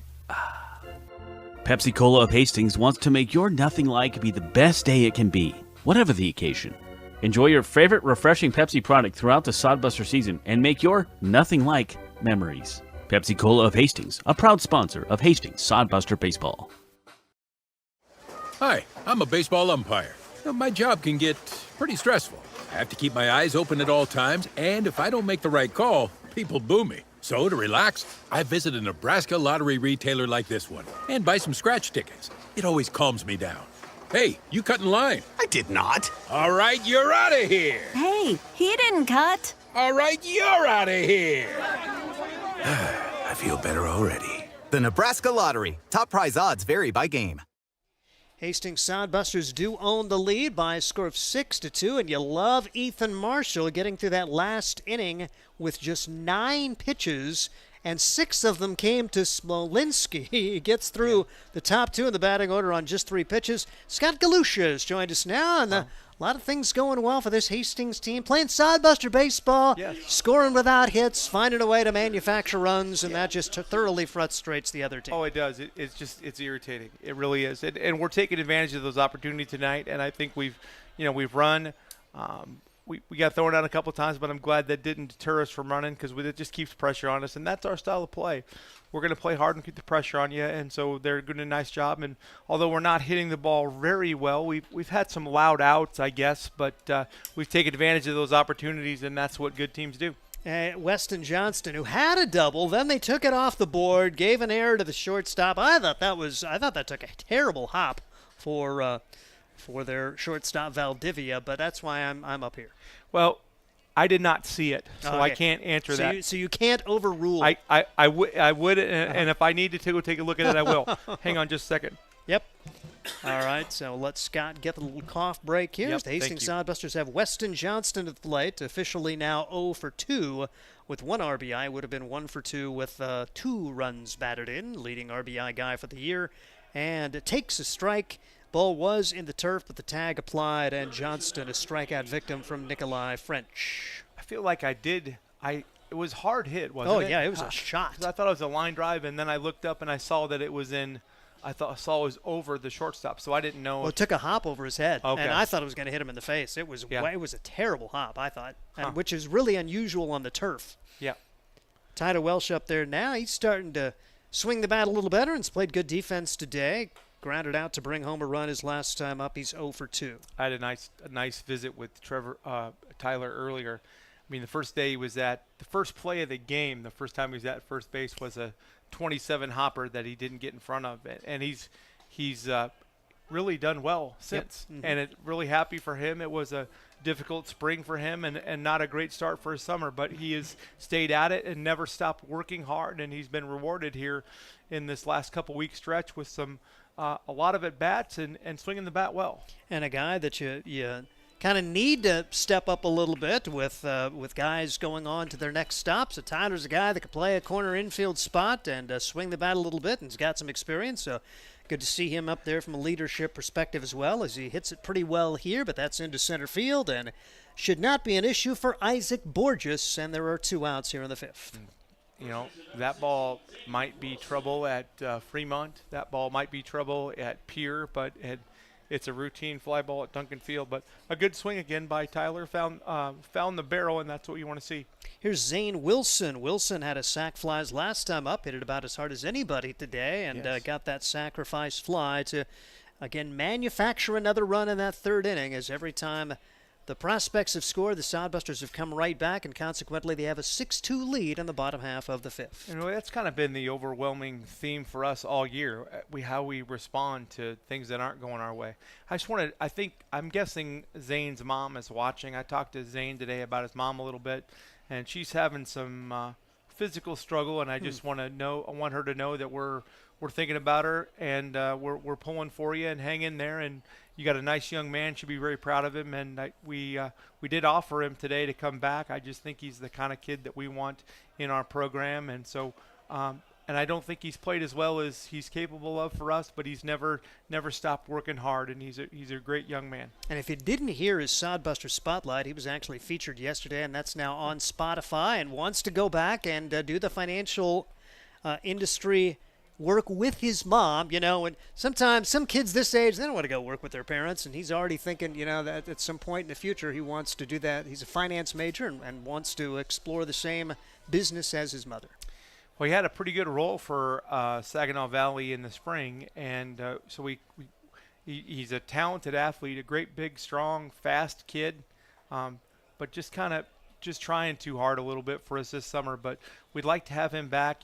Those kids aren't going to make those decisions until next spring, but I always thought it was kind of nice to go up when you get a chance, a moment to talk to him and say, hey, we'd like you back if you're interested. So I did that today for Zane, and so unfortunately that at bat didn't go well, but he's been good for us. He's going to be important for us down the stretch too. He's another guy that can play first base for us. And so without Jarvis, we've kind of had to do Johnny Holstaff along the line trying to find who's going to be that first baseman for us. And I think down the stretch we're just going to play whoever the hot hand might be.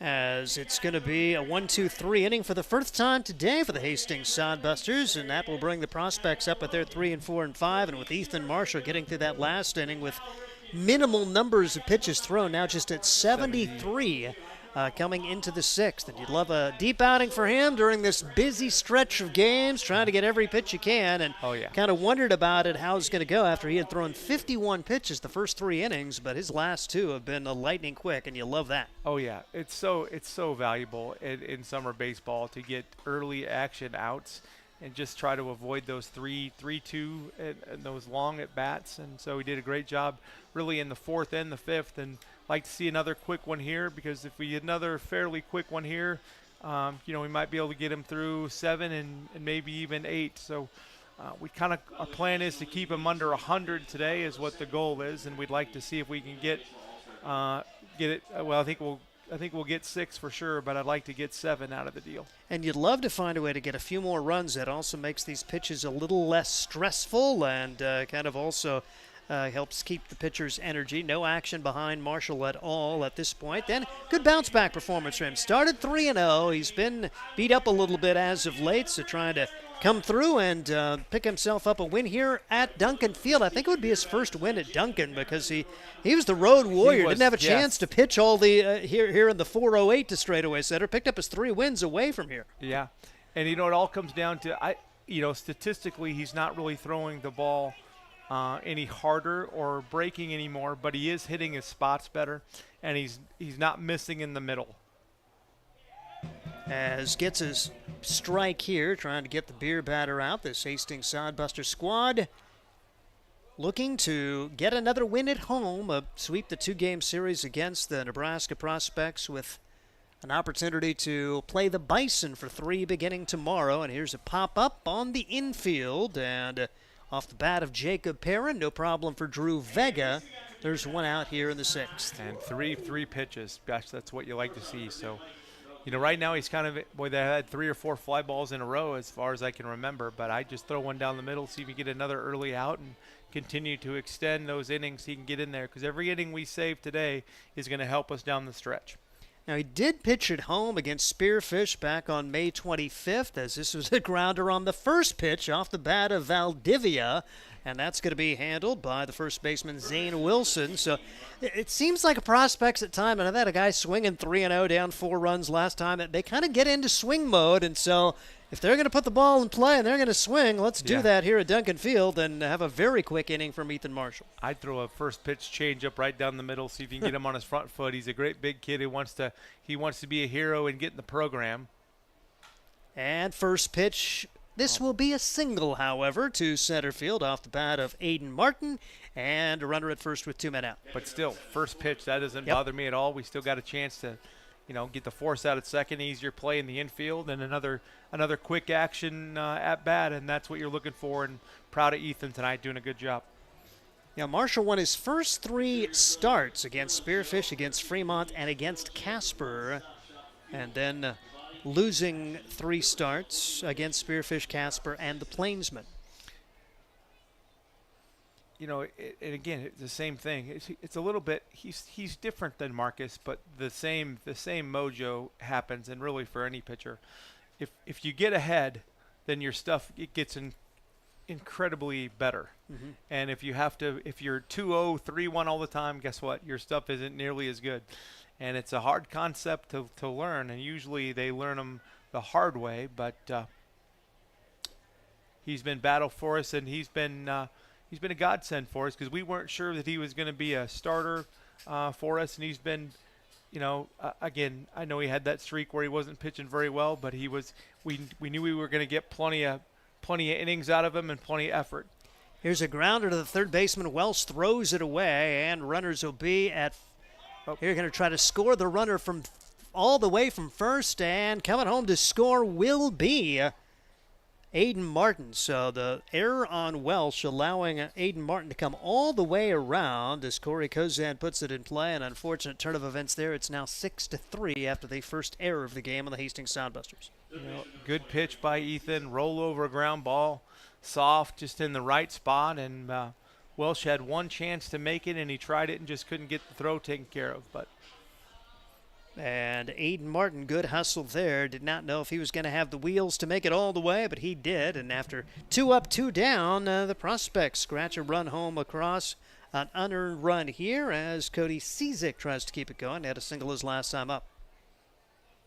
6-3, Sodbusters on top. The pitch outside for a ball. I thought his changeup has been pretty good today. As when I've seen him, he gets ahead and been able to. It's got some good arm side run to it today. Pitch swung on and missed at one that was likely down in the turf and out of the zone. As Jimmy Moats, home plate umpire. Yeah. Well, that's a little history for the Moats name. Yes. I asked him if he was in the wrong spot. I usually see him on the basketball court, but I guess he was looking for something to do this summer. Very cool as he throw down to second base. And a safe ball got away as Corey Kozad steals the base. Runner in scoring position with 2 outs as the Prospects trying to come back here. Ethan Marshall trying to survive this 6th after he had gotten through the first 2 batters with very little difficulty, and now a 2-ball and 2-strike count on Cizik, who tries to get the run home from second. Big lead out there, and the pitch is in the turf, 3-2. The dreaded 3-2. How many pitches is that at this inning? And this, well, he 73, started so it's 12. out, let's see, yep, 73. 14. He is up to 73, up to 86 now, yep. Still, that's not bad, but we've got to get some action here and get him out of here. 3-2 with 2 outs and the pitch. There we go. High in the air to right field. A long run. Jackson Crane near the line. Can't make the play. As rounding first, headed to second will be Cizik. He is in there as Crane. It appeared like he got to it. Could not catch it. Corey Kozad scores from second, and it is 6-4. You know, I thought it was an out when he hit it. And then he had a long way to go, and I think he overran it a little bit. The ball must have been working a little bit back to him, and he overran that a little bit. So that's disappointing, and we've got to be able to minimize here and get back in the dugout. Is that right? Is it 6-4 or 6-5? 6-4. Yep. Okay. All right. And back-to-back errors when the Sodbusters had a chance to get out of this inning with no damage done. A throwing error and then a fielding error and a rare outfield error for this Hastings Sodbuster squad. Marshall forced to throw the extra pitches now and is up to 87 as he gets set to bring this pitch home. And it's on the outside corner for a strike to Isaac Borges, who's 0 for 2, a ground out and reached on a fielder's choice. And you know that the 2 runs are, of course, damaging, but really what really hurts is the extra pitches that we have to throw here when, 13 games in 14 days with just 1 day off, and it's late, everybody's tired, and, must have been up a little bit. 1 ball and 1 strike to count on Borges, the number 8 hitter, and you felt like you put a 0 on the board here and get a big inning, and you almost have this game in the bag. Well, now the Prospects feel like they're right back in it, which they are. Yes. And a looper to center field, that's trouble. Could get another run home. Here comes the throw from center field. It's not going to be nearly in time as it's spiked into the turf. Borges hustles down to second, so it's a single. Borges to second on the throw. He'll get the RBI, and it is a 1-run game at 6-5. Didn't see this coming. Nope. 2 up, 2 down. Single error, error, single, and now the tying run at second base with 2 men out. And Smolinski can be the hero here as the number 9 hitter trying to get this game tied up. Still no action in the Sodbuster bullpen. Probably thinking that Marshall was going to have an easy 6th inning, and it's turned into a long go here for Marshall as he'll now be over 90 pitches. Blew it by Smolinski here for strike 1. Yeah, and again, not hard contact, good piece of hitting there. Just took it right back up the middle, didn't hit it overly hard, but a good piece of hitting, and right now we're 1 pitch away from feeling pretty good, up 6-2, and now we're 1 pitch away from 6-6. So it's kind of how baseball works, and we've got to continue to work and play through some adversity. The Sodbusters, they gave up a run in the first, scored 2, gave up a run in the third, scored 3. They've given up 3 here in the 6th so far. and done a really good job of battling back after the Prospects mount the rally. And I think you're right. I think if we put a 0 up there, we make that last play, maybe get out of there with a 0 in the 6th, put a couple runs in the bottom of the 6th, and they might be done. But we've given them life. Now we have to battle. Pitch taken upstairs, and with this long stretch of games, you want to minimize the energy you expend, but every game's going to be a little bit different. The Bison come in for 3 beginning tomorrow, then it's 2 with Fremont, 4 with these Nebraska Prospects beginning on July 22nd after the 1 day off. Swing and a miss, and Marshall gets out of this with the 3 runs allowed, as we'll keep Scott here for one more half inning, but 3 runs come across on 2 hits, 2 big errors in the inning, and the Sodbusters now just own it a 6-5 lead. Well, again, we've been able to answer all night tonight, and that's really been our calling card all year. So and again, we don't have to necessarily score, but I think it's important that we put a little pressure on them this inning one way or the other. But need to keep the pedal down. Be nice to add a couple here and get a little bit of insurance run as we hit the stretch. Particularly after French, he just worked a 1-2-3-5, so he's got to be feeling really good about himself and about his team's chances now as he tries to put another 0 on the board and give his squad another opportunity. 21 pitches thrown in the inning for Ethan Marshall after he was 2 up and 2 down, I think with 3 pitches thrown. 4. I think, yeah, it was 1-1, and then he had action, and then you had a one pitch ground ball to first. But man, those are things that they don't show up in the scorebook. But in summer baseball, they are so very important. One big stat today for Ethan Marshall, no walks. He's had a couple 3-ball counts. Matter of fact, he's had a couple 3-0 counts in his battle back to get outs. So Marshall, 94 pitches thrown, probably one more inning for him, realistically, or at least a piece of one more inning. But Sodbusters will have their 8-9-1 hitters against Nikolai French, who is going to, I talked to him today, he's going to South Dakota State. Yes. Yep. I didn't know if that was, I knew they were looking at him. Danny Higginbotham is, I'd call him a friend of mine, although we've only met face-to-face once. Happened to be at Fremont earlier this year, but Danny and I talk quite often, and we've always got some good quality kids from him up there. Kruger and Jude Sundquist last year were really, really good for us. And so they jumped in on French, and happy for him to get a chance to go. Chase Miller stands at the plate now. 0 for 2 for the Hastings Sodbusters. Takes ball 1 in the turf.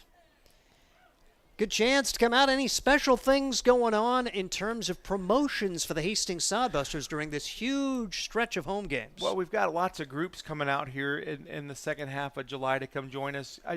The one thing that Trevor and I have been working on a lot is we got Pack the House night, which will be the last night of the year on the 25th. And we've already got north of 1,000 tickets sold for that. We're gonna give away some. I'm gonna be grilling a lot of hot dogs. We're gonna give away free hot dogs, up to I think 1,200 is what I'm gonna give away for free that night. So we're expecting a lot of people. So please come on in if you haven't had a chance to come on in and enjoy what we do. These kids work really hard, and our community does a fantastic job at getting behind them. Come on out and see them play. It's a great night, great place to come watch a ball game. So come help support us a little bit. Hard hit ball, that's into left field for a base hit off the bat of Chase Miller. He's around first, headed to second. He'll have himself a stand-up double to begin this 6th inning. He's done a really good job. He didn't start out very well, and he's just stayed with it. Had a little bit of an ankle injury. We got him taken care of, but he's been, we put him in the shortstop position in Casper out of necessity, and he's just sort of perked up there and done a nice job for us. And he's going to be a staple in that lineup as we play these next 10 or 12 days. I was going to say, you kind of wondered who would play that position. A little short on middle infielders, and he's really handled most chances. Looked really good at that spot since kind of taking over on an everyday basis. Big chance here. Runner at second, nobody out. Joey Hecker has a double to his credit. Also has struck out. Big at bat here against the right-hander Nikolai French, who's trying to put a 0 on the board after his team just scored 3. I feel like Josh may play for 1 here, but we'll see. Pitch taken on the outside corner for a strike. No balls and 1 strike on Joey Hecker. I think it's Spencer Schmidt out there warming up. former player for the Plainsmen, another guy. You just hope he can do the same things that Brady Alexander is doing for in a pitcher's mode, because Alexander's just picked up right where he left off at the end of the Plainsman season. Pitch right across for strike 2 for Joey Hecker. Yeah, you got to meet and learn about these kids pretty quick. But, of course, I talked to Brady a lot before this season ever started, because before he even started with the Plainsmen, he said, I'll play for them, but I need somewhere to play all summer. And so we were quick to grab him. But, yeah, Spencer wanted a few more innings and said, I just so happen to be a guy that can get you those. And he was eager to come down, and we've got him with Noah Jennings. We have a great set of host families, and they were more than willing to take another guy. So really happy with just being able to add some pieces when need be, and right now you can't get enough arms. Yep, so Schmidt is warming, and we'll see if Marshall comes out and starts the 7th. He is going to be on limited pitch count, 94 pitches now. You can't start an inning after 100, and you can't start a batter after 110. So Marshall, if he has a really efficient inning, could get through the 7th, but more than likely will be a mid-inning takeout for the Sodbusters. But they're thinking offense right here. Well, absolutely. We're trying to add to it, give us up a little bit of space. A lot of confidence in Spencer coming in at some point. I would guess it's up to Ethan. I'm thinking Ethan's still got pretty good stuff, so I would guess that Ethan's going to come back and see how far he can get. 2-2 pitch on the way. Hecker puts it in play into left field. Could be a tough one. Slicing away from the left fielder, but a nice job there as Kobe Hatcher able to chase it down for the first out of the inning, and back to the top of the order to Jackson Crane. Yep, he made that look pretty easy. That ball was cutting away from him, and he had to go a long way, and did a nice job at running that one down. Unfortunately, I was hoping that might find some grass. Well, unfortunately, the sun was not a factor. If that's a half hour ago, it's an adventure, but the sun is not a factor now. As a little bit of a cloud cover in the west, and pitch is taken on the outside corner for strike 1 to Jackson Crane. Crane very efficient at the top of the order, hit by a pitch and walked. He is 0 for 1, but that hit batsman leading to a run scored back in the first. Sodbusters getting 2 there. They lead it 6-5 now here in the bottom of the 6th. Didn't he hit a ball pretty hard, but it was a fly out, if I recall? It was to the pop up to the shortstop. Okay. His 0 for 1 was that. He also walked and was caught stealing. And I'll tell you what a throw for Corey Kozad, who made 2 really good throws. Drew Vega somehow avoided a tag to get the stolen base, and the Sodbusters eventually score the run in the 4th. Right now, that is the difference in the game. 6-5. Little looper into right field. Could be trouble. That is a hit. Sodbusters will try to score the run. The throw will be cut off. It's an RBI single for Jackson Crane as Chase Miller comes around to score, and the Sodbusters get one of those runs back and lead it 7-5. Another big answer. Just, it's a huge difference between 1 and 2 as we go down the stretch here. So great answer by the Sodbusters. Hopefully we can keep adding to it. Drew Vega given credit for a double back in the first inning as he hit it pretty hard, and the throw came into third as he then walked and stole the base and scored a run in the 4th. It's now 7-5. Sodbusters on top. Pitch strike 1 to Drew Vega. Hastings going to be home every day but one until the 25th of July. Then a 2-game series at Oahe to end the regular season. Hastings try to battle back in 5th place in the second half standings, but only 2.5 games out of first. That's down 2. Blooper off the bat of Vega. He was really disappointed when it came off the bat. And Drew, that's just a line shot into the gap, buddy. Yeah, tomorrow that looks like a base hit to center, right? You betcha. Yep. That was a base hit to center. Yeah, well, it was just a little blooper to center, and now first and second, one out. And here's Brady Alexander, and this is a guy it's not going to be Alexander, as Jet Hannaford will bat for Alexander here in the 6th inning. And well, yeah, I can tell you, Brady is struggling with a little bit of a sore shoulder, and that throw he kind of spiked it, and I just by his reaction, I haven't heard it, but I know that shoulder bothered him a little bit. So that probably was the issue there. Yes, that would be my guess. Because you would think Brady Alexander, with his 2 hits already on the day and the way he has been swinging it, that he may be in there now in this situation, and we'll see if Jet Hannaford can come through. He's been having a pretty solid season at 277, including 316 here at home, and a big spot here with 2 on and just 1 out. He as well. He started off slow and just been getting better and better. And he can run. I mean, I guess you have to be able to run if your name's Jet, I guess. Yep. But he can really run. He's a weapon. And I am so disappointed in my interview with Jet Hannaford because I neglected to ask him that question. Like, where did the name Jet come from? Is that his real name? And I totally botched that interview. I had a really good interview with him otherwise, but then I'm thinking, I did not ask him why he was called Jet Hannaford. So yeah, I don't know. I need to find that out, too. I'll see if I can find that out and share that with you next time we talk. That would be a good you could do my job for me, Scott. I've never heard him every call. Little bit helps. I've never seen him call anything else. All the paperwork that I got from him says Jet. And it's just crazy that he's that fast. Yes. Yeah. It's like their player, Ripken Fleck, who plays shortstop. Yeah, that had to happen. Yeah. Mm-hmm. Yeah. Well, I tell you what, sitting here, I can't figure out why my parents didn't call me Jet. I'm so fast. So I don't know. That one wouldn't have worked out so well. But, I don't know. It's amazing how that works. I mean, let's see. The kid from Lincoln East, his name is Jeter. He happens to be a shortstop. I mean, and again, I guess it's just a little extra motivation. Pitch right across. Strike 2. 3-2 the count. Runners at first and second. Big spot in this game. Sodbusters have 1 on the board already. Looking for more with Crane at second. Vega at first.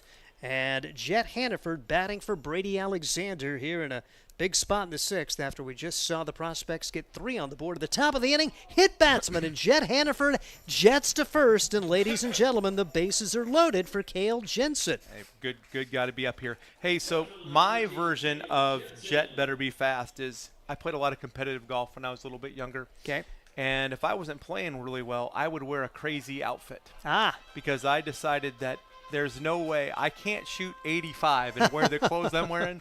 So that was my extra motivation to do that. Huh? Yep. I remember my wife made fun of me pretty good one day because I decided to wear a white belt with green shorts or green pants and a green shirt. And she goes, "What are you wearing?" And I said, I've been playing bad, and there's no way I can play bad wearing this. Because if I play bad wearing this outfit, they're going to laugh me off the whole course. Okay. And so guess what? I think that day I shot 73 and everything was fine. Life is good. Yep. But that's my Jet story. He's got to be fast with the name Jet. But with me, I knew I'd had to play good if I wore bad clothes. Well, I'm surprised my parents just didn't name me Geek because, well, the sci-fi guy, it's, but. Are you a Star Wars fan? I'm Star Trek. Star Trek, so okay. Picked the wrong franchise because now it's the Star Wars people who are making all the money and the franchise. Although there's I don't want to get into sci-fi. This is a big spot in the game. It is. The Prospects. But the beauty of baseball, though, right? Yep, we have time to have these conversations. Gabe Shumwell just visited the mound. His bases are loaded, 1 out. Just the guy you want up there with Jensen and Johnston trying to come through here. The Sodbusters got 1 back so far. Looking for a huge inning right here.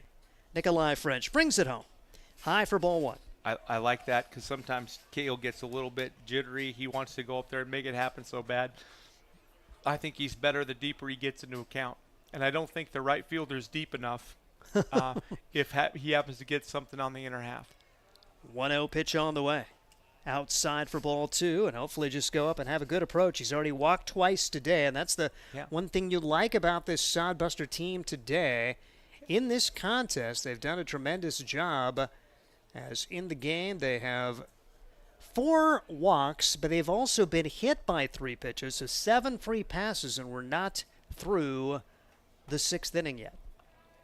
Pitch taken upstairs, 3-0. And that the walk that he drove in a run with was great. I think he was down 1-2. Yep. And he fouled off at least one 3-2 pitch until he missed one. But that was a good at bat. And that's why I just think he just gets locked in when he sees more pitches.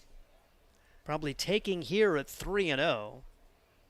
Here's the pitch. Way high, way outside. That's a bases-loaded walk. 2 in the inning now have come home for the Hastings Sodbusters. There's still only 1 out, and Weston Johnston will come to the plate. And really not one of those pitches were close. So that was almost the intentional walk, and that's going to be it.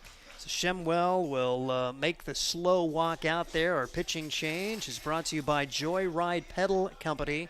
As you can get details on that at joyridepedalco.com. Have you done that before? Do you know anybody that's I done have that? not done that. Nope. We did that when in Lincoln when my daughter Maddie graduated from the University of Nebraska. Her and a couple of her friends and all the parents went and did that, and that was I didn't know what to expect, but that was really fun. It was definitely enjoyable for sure. They may be making a change on the field. We saw Paul Schuyler, the DH, lifted early as Nikolai French stayed in the game and ended up batting. And so I was stunned when they took out Paul Schuyler, and I wonder if he's got a physical condition because he was swinging it really well. But now French exits. See if he stays in the game at a position spot. Right now, it looks like it's going to be one of the guys who was already on the field. 23. And let's see who this is. It's going to be Cody Cizik. Cizik, one of the two-way players for this team. He's going to be the third pitcher of the day. Cizik out of Northwestern Iowa, I should say. He's a Papillion La Vista South guy. Cizik 0-1, an ERA of 18, making his 8th appearance in 18 innings. He's allowed 42 runs, 36 of them earned. He's allowed 32 hits, 17 strikeouts, 26 walks, and 11 hit batsmen. So, Sodbusters can be a little patient up there against Cizik with Johnston, Welsh, and hopefully Wilson batting in this inning as Hastings trying to regain command of this one. 2 in the inning so far to lead it 8-5. Again, a great answer by the Sodbusters. And really a must-win game. I know we're not there yet, but we're even in the loss column, and I think our schedule is favorable, and we just got to continue to find a way.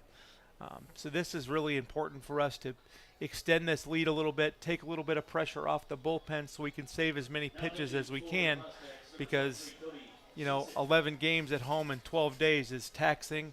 And just for good measure, we're probably going to have to play 2 meaningful games on the road the next 2 days. Yep. So we've got to take care of these guys, and so this is really big for us.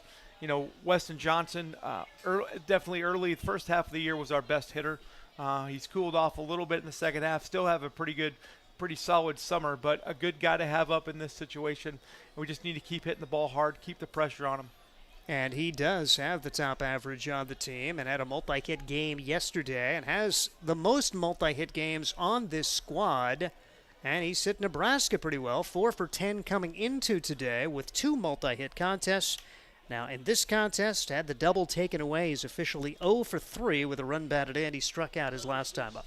Yeah, he needs to be patient here. New pitcher, can't try to do too much here. Pick a pitch, location, and spot. With a new pitcher in here, I would prefer he takes one, but if it's this one pitch, one spot that he wants, and I always tell him they can go ahead and swing at that, but you better barrel it. Doesn't mean you have to get a double or a single or whatever, but you better hit it hard if you're going to swing early. And Cizik, set to go, brings it in. Right there for strike 1, no balls and a strike on Weston Johnston. That's fine. Just get the timing down, be on time. Now he's ready to go.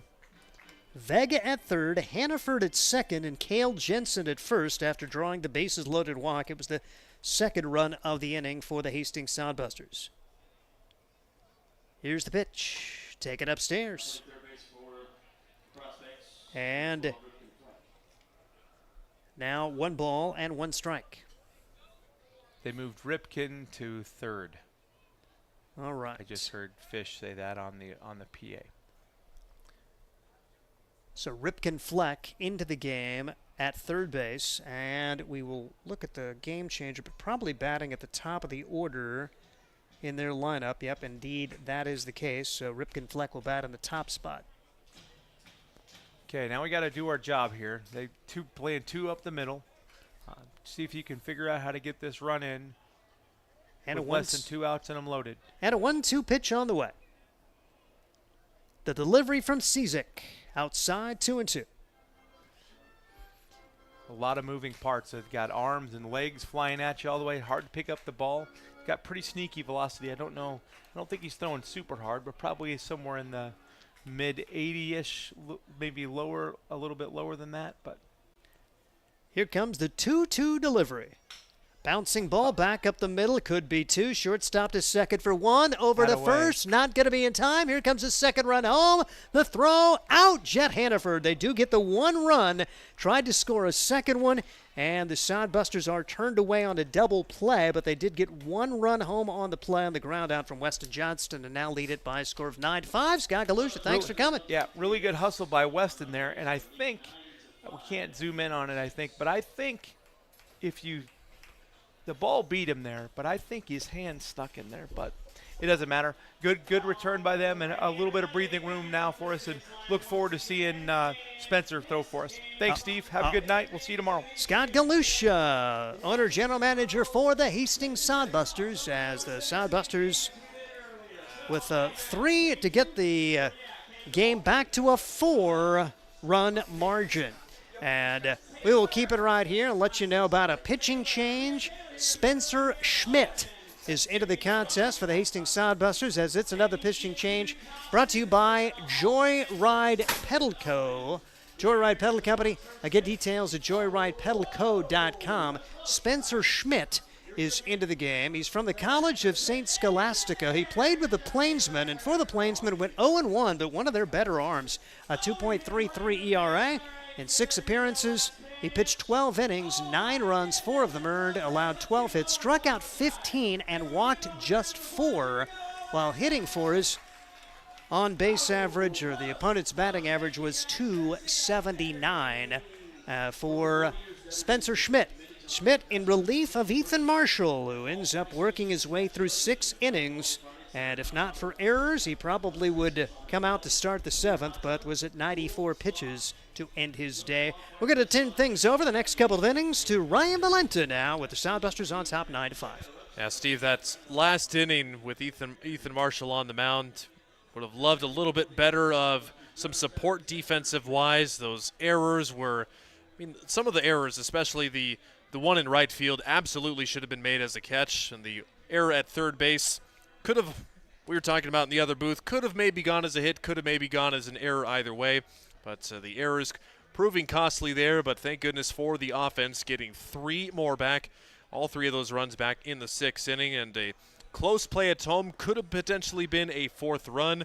But the Sodbusters will settle for the 3 runs, and I say settle as they still enjoy a 4-run lead just like they did coming into this inning, and excited to see what Spencer Schmidt can do on for his Sodbuster debut tonight.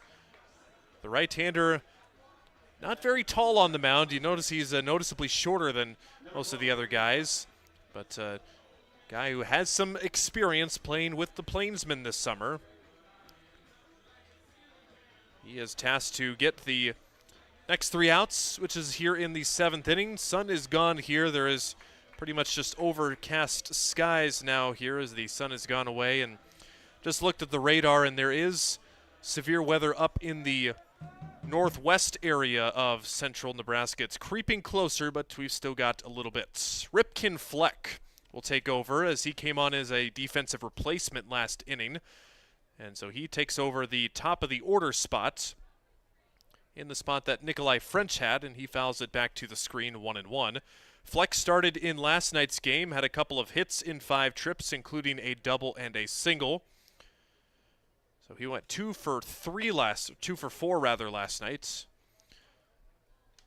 Now 4th time through the order for the Nebraska Prospects. The Sodbusters now hold the hits lead over the Prospects, 7-6, as they had a total of 3 hits last inning, 2 singles, and a double. For Spencer Schmidt, he was a 6-game player out of the Plainsmen bullpen and did appear in a couple of games against Hastings. In fact, he pitched against the Sodbusters just 8 days ago when the Plainsmen were wrapping up their season. Pitched a scoreless inning on 6 pitches. The 2-2 from Schmidt well inside, and the count runs full 3-2. The Plainsmen have concluded their season, hence the couple of players on the Sodbusters roster now, finishing their campaign 4-14 after recording just 1 win last year. Spencer Schmidt out of Duluth, Minnesota, the College of St. Scholastica. 3 1/3 innings for them in the spring with a 9.82 ERA. Another foul ball. Fleck fighting tough here in this at-bat, as we are just still in this first batter of this at-bat. So Fleck will see an 8th pitch after a few foul balls.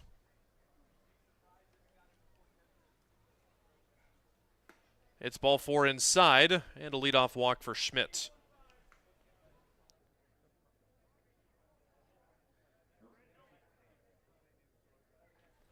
So the first base runner of the 7th inning. Prospects trail it by 4. Saw them strike for 3 runs in the 6th. Sodbusters got those right back. The top of the order trying to do some damage against Schmidt. So ends up being a walk on a total of 8 pitches in that at-bat, and here comes Kobe Hatcher. Check swing, didn't matter, called a strike anyway by Jimmy Moats. Hatcher today 0 for 2 with a couple of, actually 3 fly ball outs. One of them was a sacrifice fly to right field that drove in a run back in the 3rd. Not a big lead by Fleck. The chopper near the base, and that's a fair ball. Tyler Welsh thought it was foul. Jimmy Moats says fair ball. Tyler Welsh was just nonchalantly grabbing that ball thinking it was going to go foul. But that is an infield single for Kobe Hatcher on what the Sodbusters thought should have been a strike. So that will be a base hit, the 7th of the game for the Prospects, and some tough luck for the Hastings Sodbusters right there. And from the naked eye, I thought it was a fair ball. I mean, it hit about 2 foot foul, and you saw the ball fielded. I don't think it was going to be any play anyway.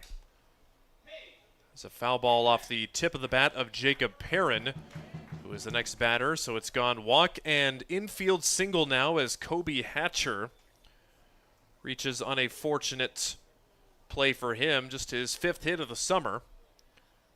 Spencer Schmidt now in his first instance of traffic on the base pass. Shaves off the edge for strike 2. Jacob Perrin still yet to strike out as the beer batter. Last night's beer batter did strike out one time. But Schmidt is ahead, well ahead, 0-2. See what he comes up with. A breaking ball that's way high for ball 1. Perrin with a single today back in the 1st. He came around to score the game's first run. Prospects with singular runs in the 1st and 3rd innings and 3 runs in the 6th.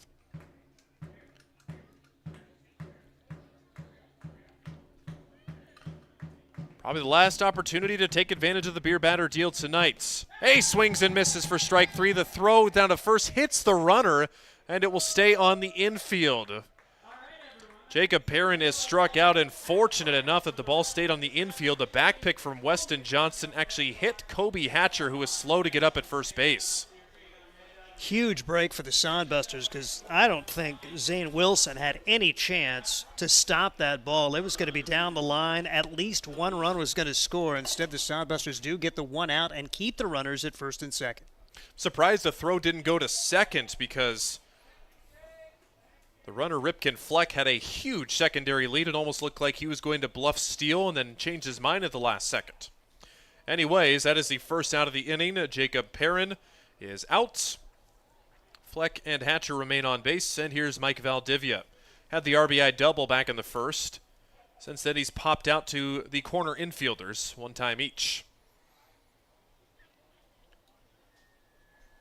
Spencer Schmidt making his Sodbuster debut with some traffic on the base pass outside for ball 1, and Ripken Fleck is getting a ginormous running lead on kind of a secondary lead out at 2nd, but he has yet to try to steal 3rd.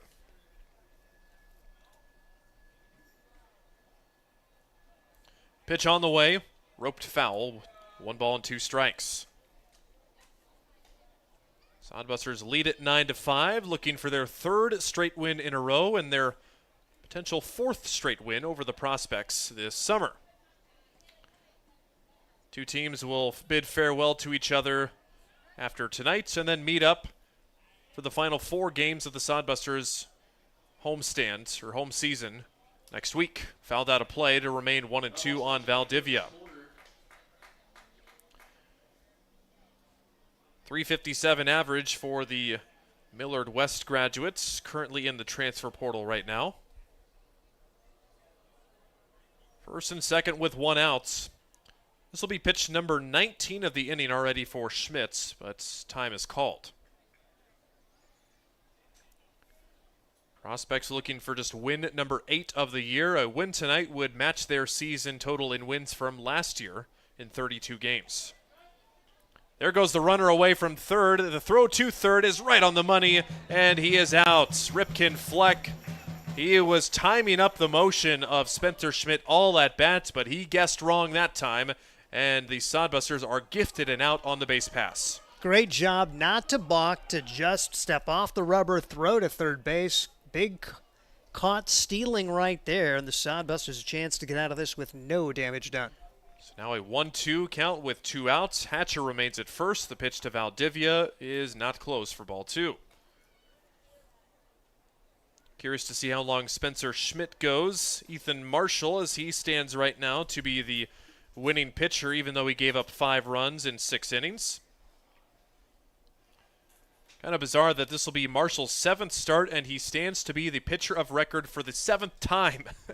Usually you see a starter get no decisions maybe half the time or a couple times, but not never. After the foul ball back to the screen, it is still 2-2. The Prospects are spoiling a lot of good pitches from Schmidt here this inning. 2-2 again. Got him swinging this time, and the throw needs to be made down to first with 2 outs. Sodbusters need to touch first base. There you go, Zane. Touch first, and now the out is recorded. So the third out is recorded on a strikeout. Back-to-back Ks for Spencer Schmidt. Nice outing for him in his first inning of work. Still 9-5 is your score. It's time to stretch at Duncan Field. Join us wherever you are. Stretch at home, and we'll be back with the bottom of the 7th on the Sodbusters Baseball Network.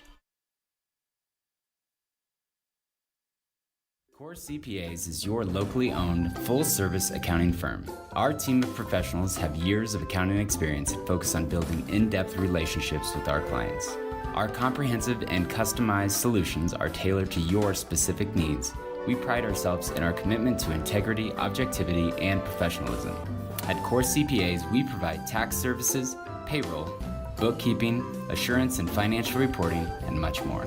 Visit our website at corecpas.us. Let's face it, we move our bodies around a lot. And sometimes things happen, a tweak, twist, pull, strain, ache, or pain. At Fisk Chiropractic and Sports Care, their goal is to restore your mobility, keep you moving, and ensure your rehabilitation is effective, efficient, and stress-free. Do you suffer from headaches and neck pain, lower back or sciatica? Call Fisk Chiropractic and Sports Care today. Start to discover wellness through chiropractic care. Fisk Chiropractic Sports Clinic.com. Start feeling better now. Welcome back to Sodbuster Baseball. It is the bottom of the 7th. Finished our 7th inning stretch here. And still on the mound is Cody Cizik, and Sodbusters had a wacky end to the 6th inning. Cizik only needed to pitch to one batter, which was Weston Johnston, who ended up reaching on a fielder's choice. Drew Vega scored on the play, and then it was Jet Hannaford trying to advance home on the play and was retired.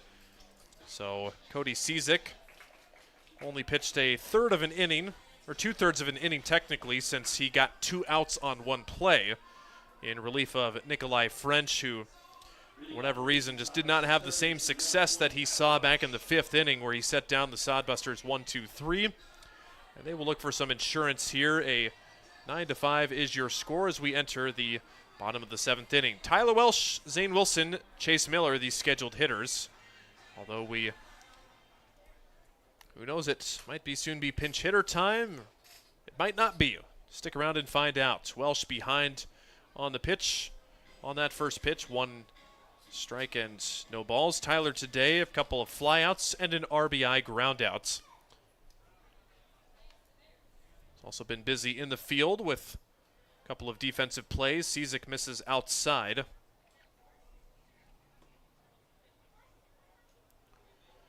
One ball and one strike. Looking at 1-1 pitch. Also outside 2-1.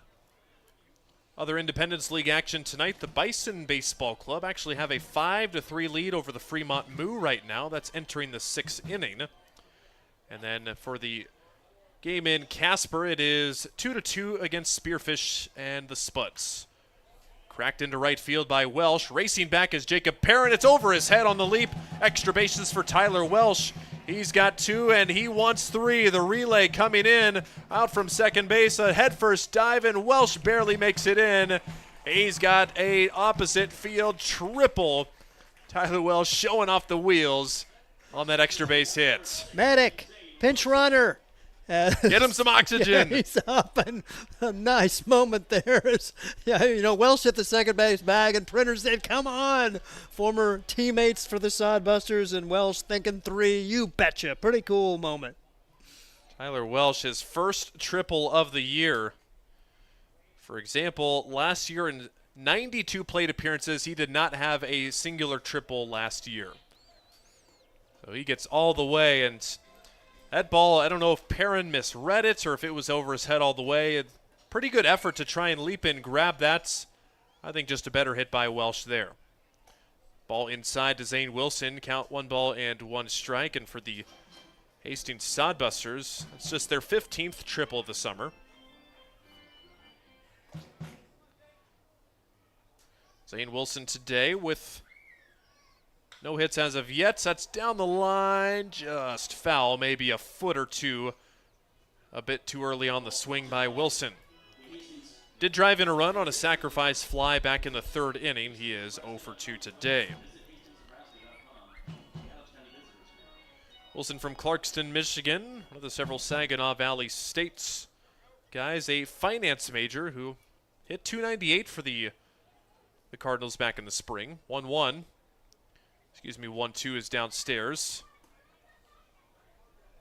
Count 2 balls, 2 strikes. Cody Cizik trying to thwart the Sodbusters in the 7th inning. The righty's delivery. Again down the right field line, but just a bit early.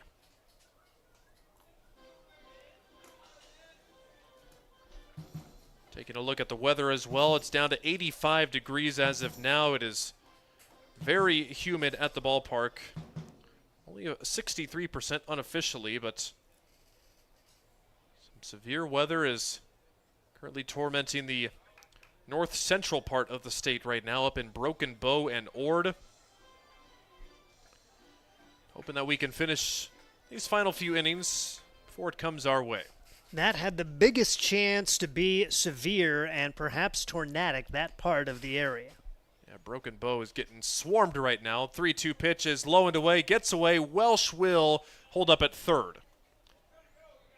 Probably doesn't have enough gas to come. I wasn't going to say that. I'm thinking, you still might be you. recovering from that triple. I was saying what we're all thinking there. But there's nobody out also. You don't want to make you don't want to make the first out on the base. So You're right. you still got a huge, and you just had the guy walk, so you got runners the corners. A lot of chances here with 8, 9, and 1 coming up. And now it's Chase Miller coming up. He doubled down the left field line back in the 6th and came around to score part of that 3-run 6th inning. For Chase Miller, that was his first extra base hit of the summer. His last at bat. First pitch, called a strike, shaves off the outside corner. Welsh at 3rd, Wilson at 1st, still nobody out in this bottom of the 7th inning. Cody Cizik about to deliver pitch number 18 to his 4th batter he has seen tonight. From the stretch, that is whacked pretty good to left, but it is right of the left fielder going back, makes the catch. A run will come home to score, and heading back to 1st is Wilson. Welsh walks home. And the Sodbusters now have double digits tonight. It's 10-5. How about Chase Miller? The double the last time, and he got all of that one and gets another productive at-bat there as the Sodbusters add on to make it 10-5. Not an easy play for Kobe Hatcher out there. He was backpedaling pretty heavily. Thought, did he misread it? Is that going over his head? Not quite. Sodbusters will take the run. Now at bat, Joey Hecker downstairs for ball 1. Hecker with a double back in the second. Since then, he has struck out and flied out to left as the designated hitter tonight. I've also seen him in a couple of appearances in the outfield. Huge lead for Wilson. Dancing around at first, but not going. Outside for ball 2. Legion area baseball, at least the regular season, is done for most teams, as area tournaments beginning later this week have been announced. Hastings not hosts of an area tournament this year. But their junior squad is the number 1 seed in the Kearney division. It starts later this week. There goes the runner, Wilson. The pitch is a strike. The throw down to second is not in time.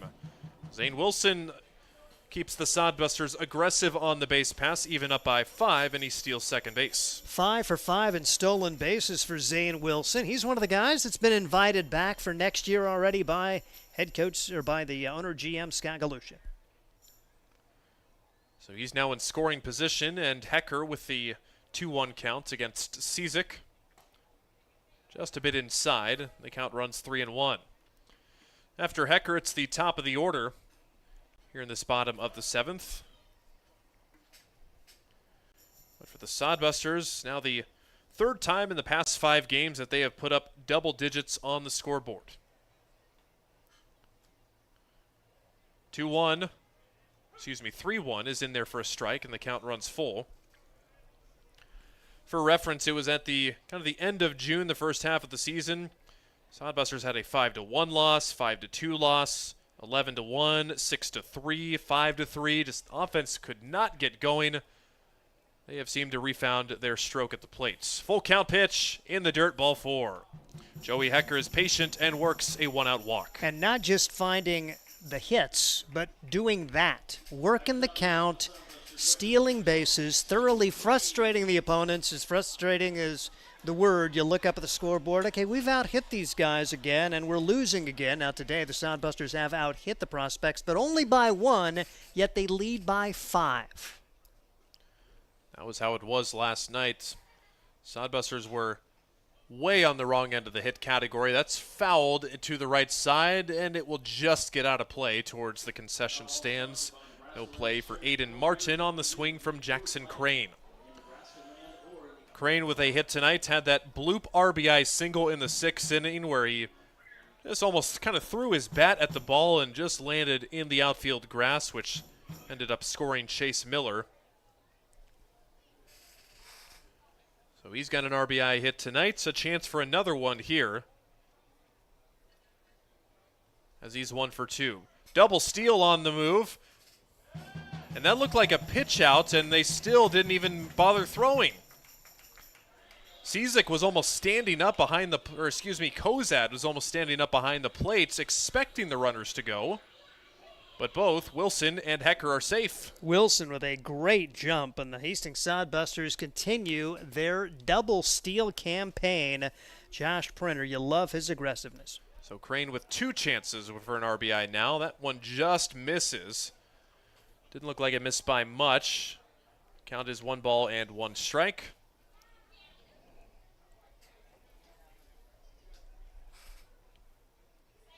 Correction, it is 2 balls and 1 strike.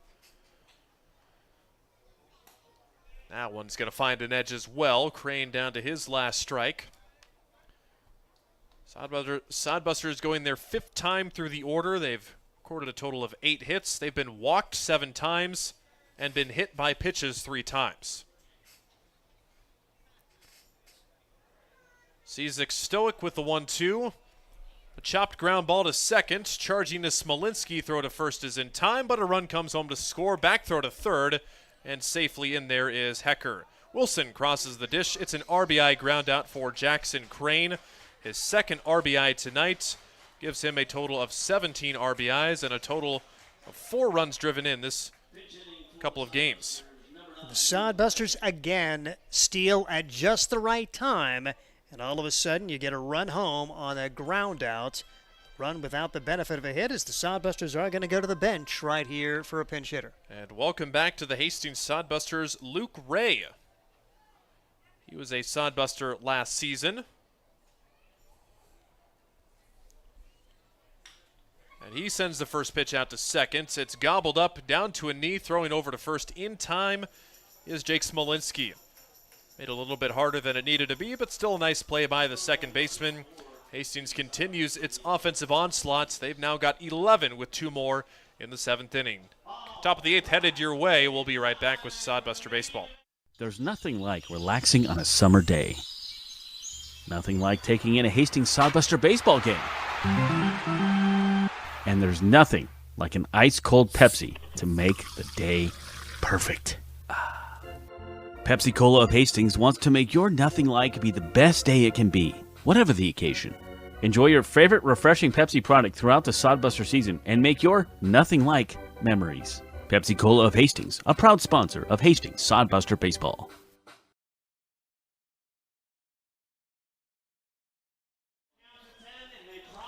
Back a little bit early. We're going to get you going and televise our favorites on-field promotion, the Dizzy Bat Race. We've got some of the Hastings young professionals, some interns and guys, and guy in the far left already slipping out under him. Everybody's doing it the proper way, though. They've got the bat on the ground. A lot of people just spin with the bat in the air. That's not the way to do it. Who's going to fall down? Purple. Oh, a crisscrossing pattern. 2 are down. Black and purple fight to the end, but black and white shirts, they fell down. Glad we got that. We knew something good was going to happen. The Hastings young professionals putting the Dizzy in the Dizzy Bat Race. The young professionals, they are not professional Dizzy Bat racers, apparently. It's really tough to condition for that. You don't do much practicing for the Dizzy Bat Race, and give them credit. I was just glad that the one guy didn't try to take out the other one. We've seen horrible things happen when that occurs. So oh boy, just glad to see everybody healthy and another entertaining Dizzy Bat Race. The Sodbusters now up by 6. A healthy lead here as Spencer Schmidt is back out for his 2nd inning of work. Schmidt retired 3 batters last inning. He'll get a comebacker right to him. He's going to run it most of the way over to first, and underhand toss. Aiden Martin, he grounds out on the first pitch he sees. We've seen a lot of first pitch swinging for the Prospects. Thought they really had a chance to bury him back in the 6th when Marshall was still pitching and maybe had a chance at a quick inning, but a couple of errors allowed the Prospects to get back in it, but since then, the Sodbusters have scored 5 in a row. That's not too long ago, the Prospects were knocking on the door with a 6-5 game back in the top of the 6th inning. Sodbusters have found their groove back in the offense. Corey Kozad, after taking strike 1, we'll watch ball 1 go by. Spencer Schmitz just over the 20-pitch mark. Prospects made him work in the 7th, fouled off a lot of really good pitches. They were able to weren't able to get any runs across. Kozad today 0 for 3. A fly out, a strikeout, and reaching on an error and a run scored. Pitch down and away, now 3-1. Kozad's today's catcher came on as a defensive replacement last night. Still looking for his first hit in this brief 2-game series. Chopped ground ball foul over towards the head coach in the third base box. 6:35 p.m. start time for the rest of the week until next Monday. The Bison come to town for 3 games beginning tomorrow. They are currently bidding for their first win of the season. 3-2 pitch, high, and that's ball 4. A 1-out walk for Corey Kozad, who reaches for the 2nd time tonight. Mentioned the Bison 5-3 over Fremont, and I'm not sure how I feel about that game because you don't want the Bison coming in with a bunch of momentum, but Fremont's ahead of you in the standings by a little ways, so mixed feelings about that. It looks like the Fremont Mood just got another run, so it's now 5-4 in the 7th inning. That game getting late out in eastern Nebraska. Pitch is a strike to Cody Cizik, who started the game as the third baseman but has now found himself throwing in relief. He lines one to right field. That's a base hit. Getting to it quickly is Jackson Crane. Everybody moves up a base. And for Cizik, his second hit tonight. He is now 2 for 4. A lot of guys end up being two-way players for this prospect squad as they enter pitchers and then they continue to hit, and saw that happen against Fremont in the walk-off loss a couple of games ago. I think you had 3 different guys get at-bats and throw against the Moo in that matchup on Sunday. Also, Spearfish has taken a 3-2 lead over Casper. That game in the 6th in Casper, Wyoming. Called a strike. This is Isaac Borges up for his 4th time tonight. He had an RBI single back in the 6th, which scored the final run of that 3-run 6th inning. Borges 1 for 3 today. The other 2 times he has grounded out. Sends one on the ground. That is fair. Step on first, throw to second. Tag needs to be applied, and they do get the runner as Cizik didn't know he needed to slide. If he does slide, he might be safe. That is a 3-4 double play right there to end the inning. Just what the doctor ordered. Prospects are scoreless once again. Any insurance will come now, perhaps, the next inning for the Sodbusters. 11-5 your score. Back in a few. There's nothing like relaxing on a summer day.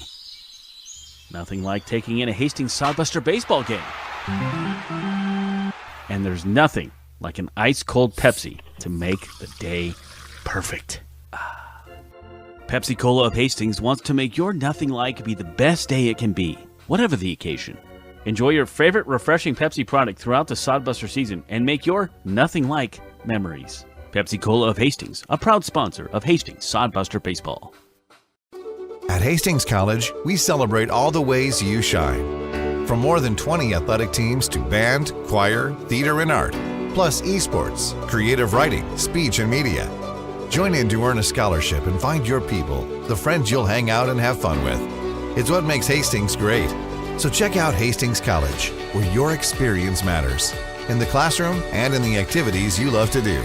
Visit us at hastings.edu.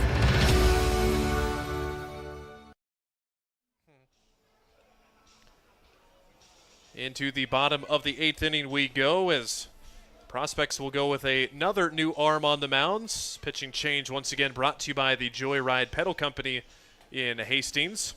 And they will go with their starting left fielder and now pitcher Kobe Hatcher.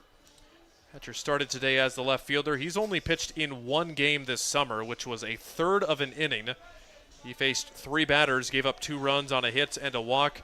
No strikeouts against Spearfish 3 weeks ago, back on June the 27th. And he will go up against 3, 4, and 5, Jet Hannaford. We'll see his second at-bat tonight. Hannaford came on in the place of Brady Alexander, who we learned is a little bit of some arm issues that he might have had on a ball that he threw in from the outfield. And well, the first pitch early return for oh my God, you can He's see got a huge smile Hatcher, on his face. Yeah. He looks like a position player pitching for a major league team that's losing 15-2. So obviously he is just on here to hopefully get the final 3 outs of the game. Or give up 5 quick runs. Don't know which is going to be faster here. Now where was that? I wonder if Flight Scope is picking up how fast he is throwing at all. We'll have to see. Or slow, yeah. Mm-hmm. Oh, and then he said my arm hurts. Kozad had He's enjoying it. Looks like Corey Kozad had to get a new glove too. Did that heater break his glove? It broke, at 47 miles an hour, it broke his glove. And we're just joking with him. He's having a good time. Oh, that was a little bit high. It's almost like Jimmy Motes isn't seeing it very well. 60 to 61 miles an hour on the fastball. Maybe he's just nothing but changeups. He was working his way around Hannaford. Now he's going to bring the heat to Jensen. All right, let's see if it all was just a ruse. Maybe, probably not. I don't think Kobe Hatcher has stopped smiling since he threw his first pitch. He's having a good time. So it just must be coming in a little bit high. Right. Come on, Blue! Or maybe Jimmy Motes thinks, okay, 5 runs is going to be faster than 3 outs. He's also thinking storms are coming. There we go. Finds the zone there on Cale Jensen. So after Hannaford walks, Cale Jensen up for the 5th time tonight. He has walked 3 times And couple of times he has walked with the bases loaded. Pop-up. Hannaford was on the move, and he will have to retreat back. Is anybody going to catch it? No, but a play will be made at second base, so a force out still. The rare 8-4 putout to get the first out. And hold everything. Was there an obstruction call? Oh.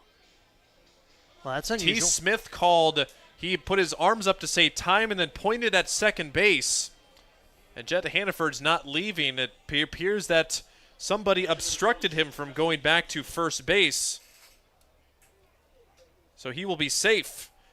Looking at the replay right here, and I don't know. I don't see any sort of obstruction on the replay. Huh. But for whatever reason, Jed Hannaford is safe at second base after it looked, unless maybe that the ball was dropped when they threw it into second. I don't know. Did Jed ever go back to second until he was awarded second? I don't know. He did eventually. Yeah, that's a weird play.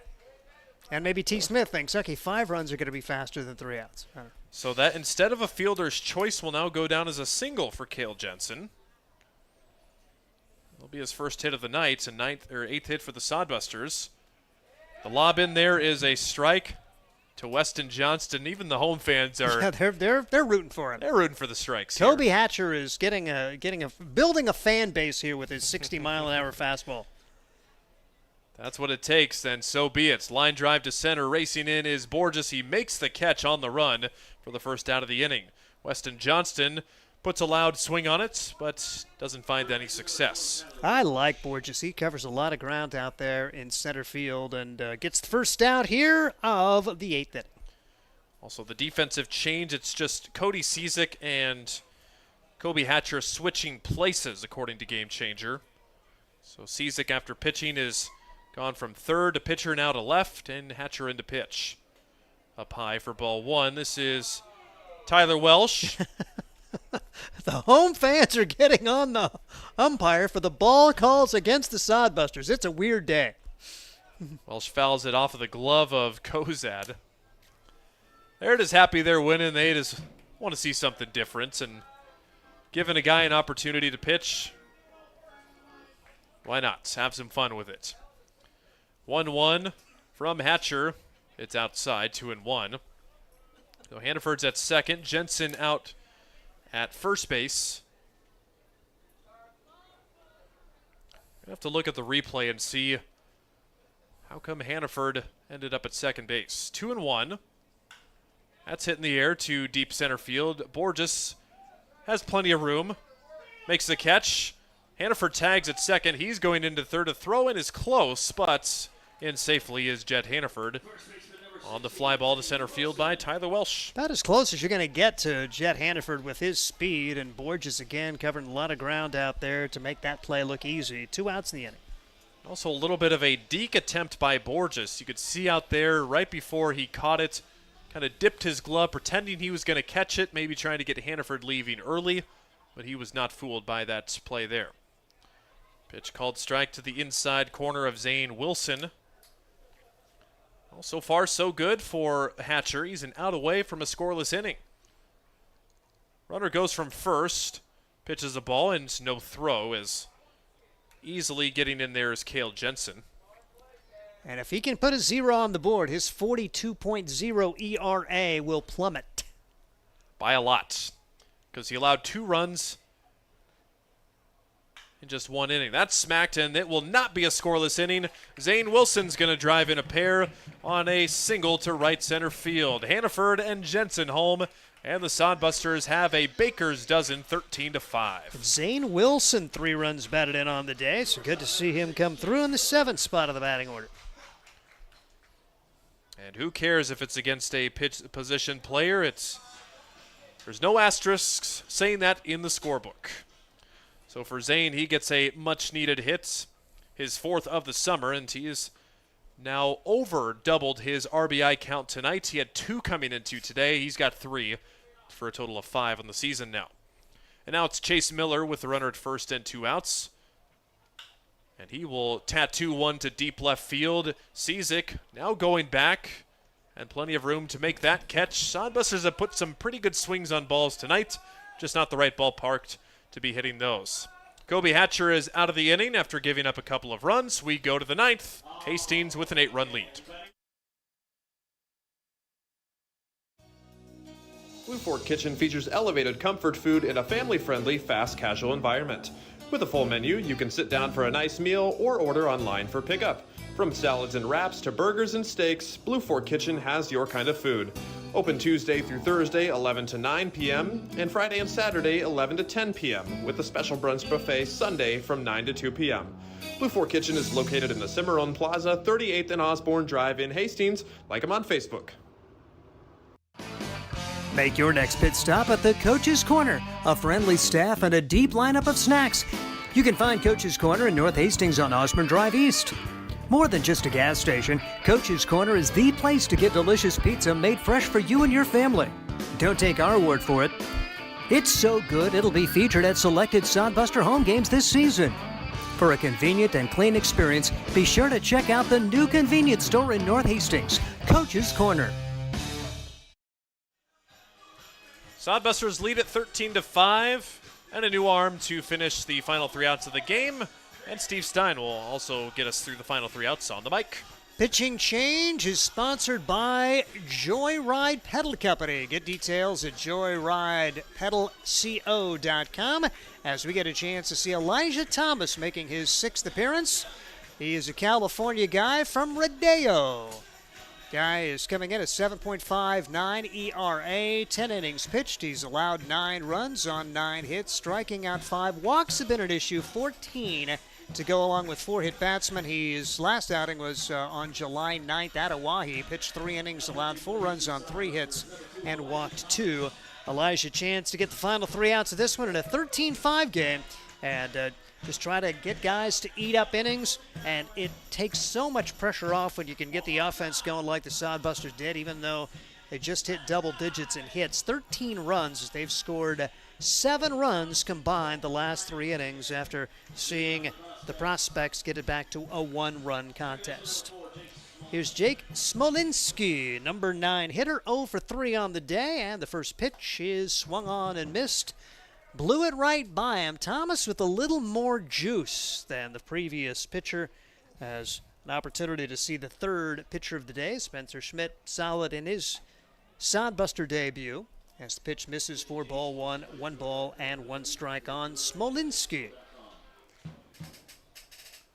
Atop the hill, Elijah Thomas. He works out of the wind, and the delivery is inside. Elijah out of Contra Costa College. The Comets of California went 0-2 and 8 appearances in the spring.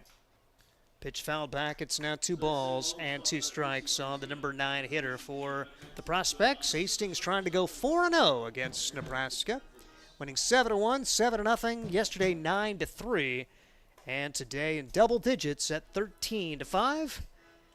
Count now 3 balls and 2 strikes, and this 13 runs pales in comparison to what Spearfish did to the Prospects out in South Dakota. It's a walk to begin the inning for the Prospects. They had back-to-back 20-plus runs game in a series earlier this year against the Prospects, which is one of the reasons their team ERA is at 8.67 coming into today. Back to the top of the order, as we will get an opportunity to see Ripken Fleck. He's the 3rd guy in that spot in the batting order on the day. Fleck walked his last time up. 3, and the first pitch is right across for strike. A strike the count on Ripken Fleck. Augustana product out of Millard North High School. And takes the pitch upstairs. Ball 1. He was the starting shortstop yesterday. Came into the game as a 3rd baseman. As a 1-1 count, and the pitch. Off speed, fouled away. Early returns on Thomas, hitting 80 for his fastball, about 66 for his curveball. His motion, it feels like he throws faster than that. Another lefty today. Sodbusters have a plethora of left-handed pitchers. It was a couple of years ago they couldn't buy a lefty, and gets a strikeout here against Fleck. That one, it just felt faster than 80. I don't know if it's his delivery, but it's certainly sneaky fast, it appears. Yeah, his motion is very nonchalant. It's just kind of straight to the plate. Almost kind of reminds me of Creighton Jacobitz. Everything very intentional and not a very high energy delivery. Hard hit ball, but right of the second baseman. A throw to second for one. Over to first. Not in time, as 4-6 on the putout to retire the lead runner. Luke Ray now playing second. Got it to the shortstop. Pretty good turn for Chase Miller, but no chance to get him out over at first. And 2 outs in the inning. Would have been a nice way to end the ball game right there with a nice old double play, but that Hatcher just beating the wrap out at first base. Didn't get much closer than that, but I think T. Smith got it right. And the Sodbusters now an out away as the first pitch swung on and missed as Jacob Perrin. Beer Batter did strike out earlier in the contest as Hastings has now been successful on their Beer Batter strikeout 16 out of 22 times. Been some happy fans this year at home games as the pitch is fouled away. Quickly 2 strikes, and now an opportunity to get out of this with 1 more strike. As Elijah Thomas trying to put a 0 on the board, and Hastings trying to extend their mini win streak and get this long homestand off to a rousing start. Here's the pitch. Bouncing ball back up the middle. That should do it. The shortstop's got it. Throws to second as Miller takes it to Ray. A fielder's choice grounder ends this one. The winning streak is at 3. The Sodbusters win their first 2 home games of this 11-game homestand. And Hastings keeping pace and trying to climb the ladder in the Independence League baseball standings as they go to 7-4 in the second half, 23-16 on the year. Final score, Hastings 13 and the Nebraska Prospects 5. We'll talk about things right after this. This is Sodbuster Baseball. Hi, I'm a baseball umpire. Now, my job can get pretty stressful. I have to keep my eyes open at all times, and if I don't make the right call, people boo me. So to relax, I visit a Nebraska lottery retailer like this one and buy some scratch tickets. It always calms me down. Hey, you cut in line. I did not. All right, you're out of here. Hey, he didn't cut. All right, you're out of here. I feel better already. The Nebraska Lottery. Top prize odds vary by game. There's nothing like relaxing on a summer day. Nothing like taking in a Hastings Sodbuster baseball game. And there's nothing like an ice-cold Pepsi to make the day perfect. Pepsi Cola of Hastings wants to make your nothing like be the best day it can be, whatever the occasion. Enjoy your favorite refreshing Pepsi product throughout the Sodbuster season and make your nothing like memories. Pepsi Cola of Hastings, a proud sponsor of Hastings Sodbuster Baseball. Hastings Sodbusters baseball's in full swing, bringing you another fun-filled summer of high-level collegiate woodbat baseball at historic Duncan Field. A great way to spend a summer evening with your families at a Sodbusters baseball game. Go online to hastingssodbusters.com for their home game schedule or to purchase tickets. Hastings Sodbusters baseball. It's a hit. Got the spirit of the game. The Hastings Sodbusters. Let's face it, we move our bodies around a lot. And sometimes things happen. A tweak, twist, pull, strain, ache, or pain. At Fisk Chiropractic and Sports Care, their goal is to restore your mobility, keep you moving, and ensure your rehabilitation is effective, efficient, and stress-free. Do you suffer from headaches and neck pain, lower back, or sciatica? Call Fisk Chiropractic and Sports Care today. Start to discover wellness through chiropractic care. FiskChiropracticSportsClinic.com. Start feeling better now. Welcome back to Duncan Field. The Hastings Sodbusters take care of the Nebraska Prospects today, 13-5. Ryan Valenta, don't want to say that you expect that, but 2 games you really needed against this travel-only team, and getting this homestand off to a good start. Well, you certainly didn't expect it after the top of the first inning where the Prospects took advantage of a couple of hits to get on the board early with 1 run.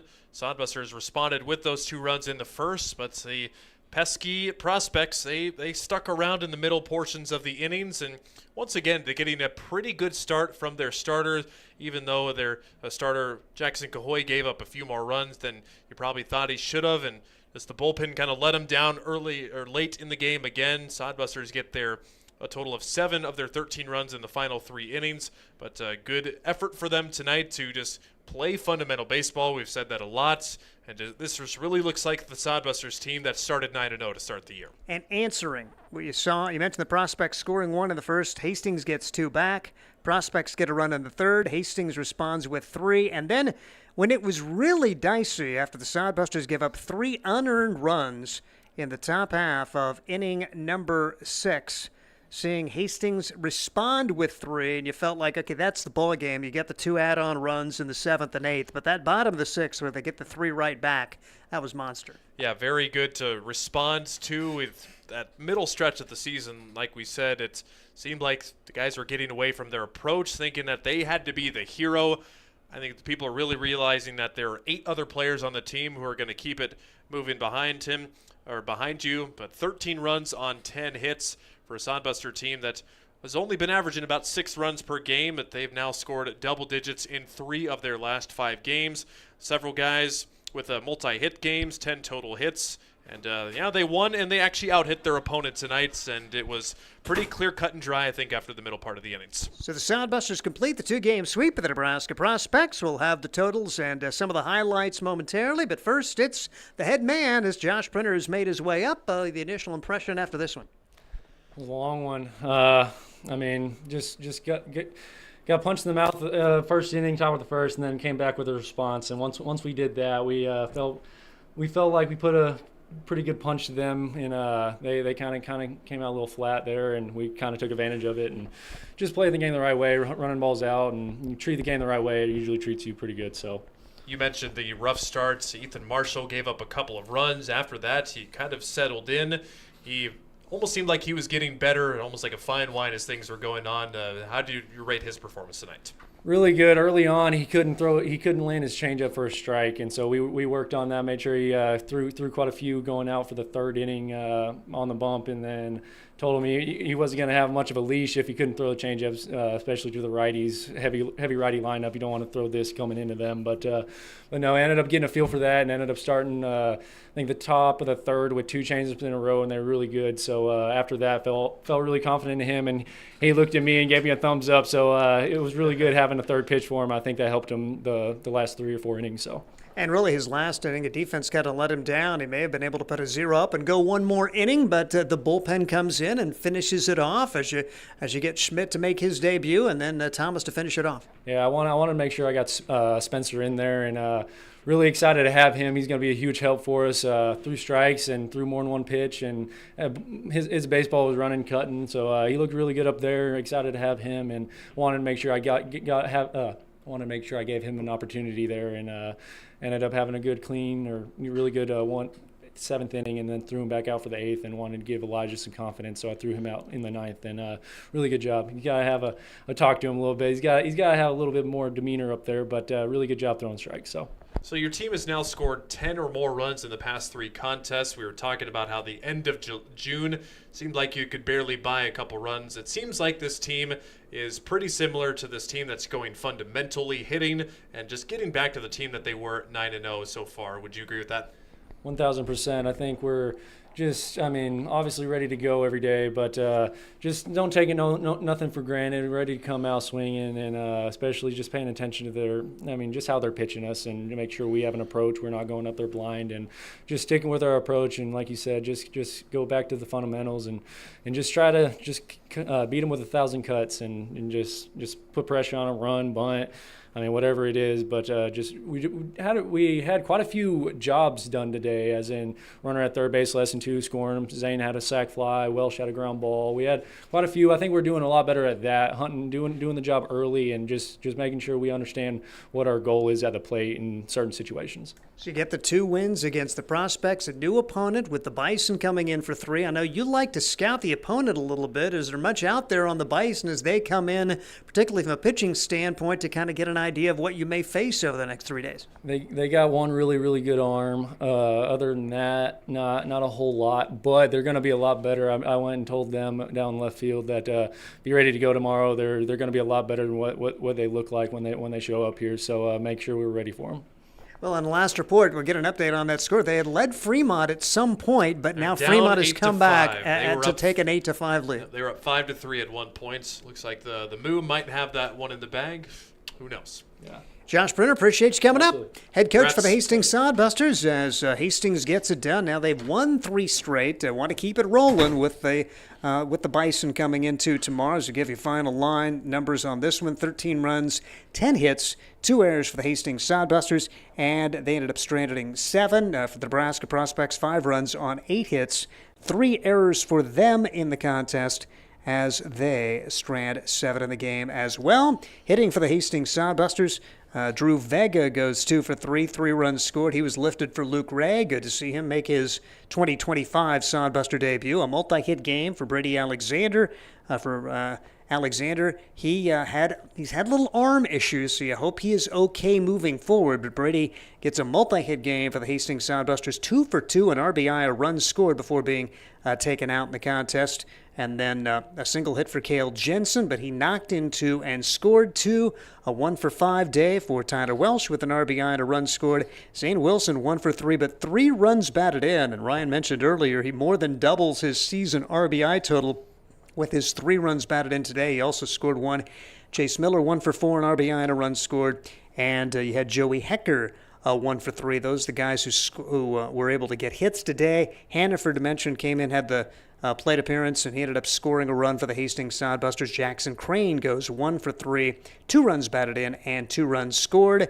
Miller, Vega, and Hecker all with doubles. Welsh, a triple. We should have asked the head coach about that as he was waving the arm, getting Tyler Welsh around second with his first Sodbuster career triple. Pretty cool for Tyler Welsh in the contest today.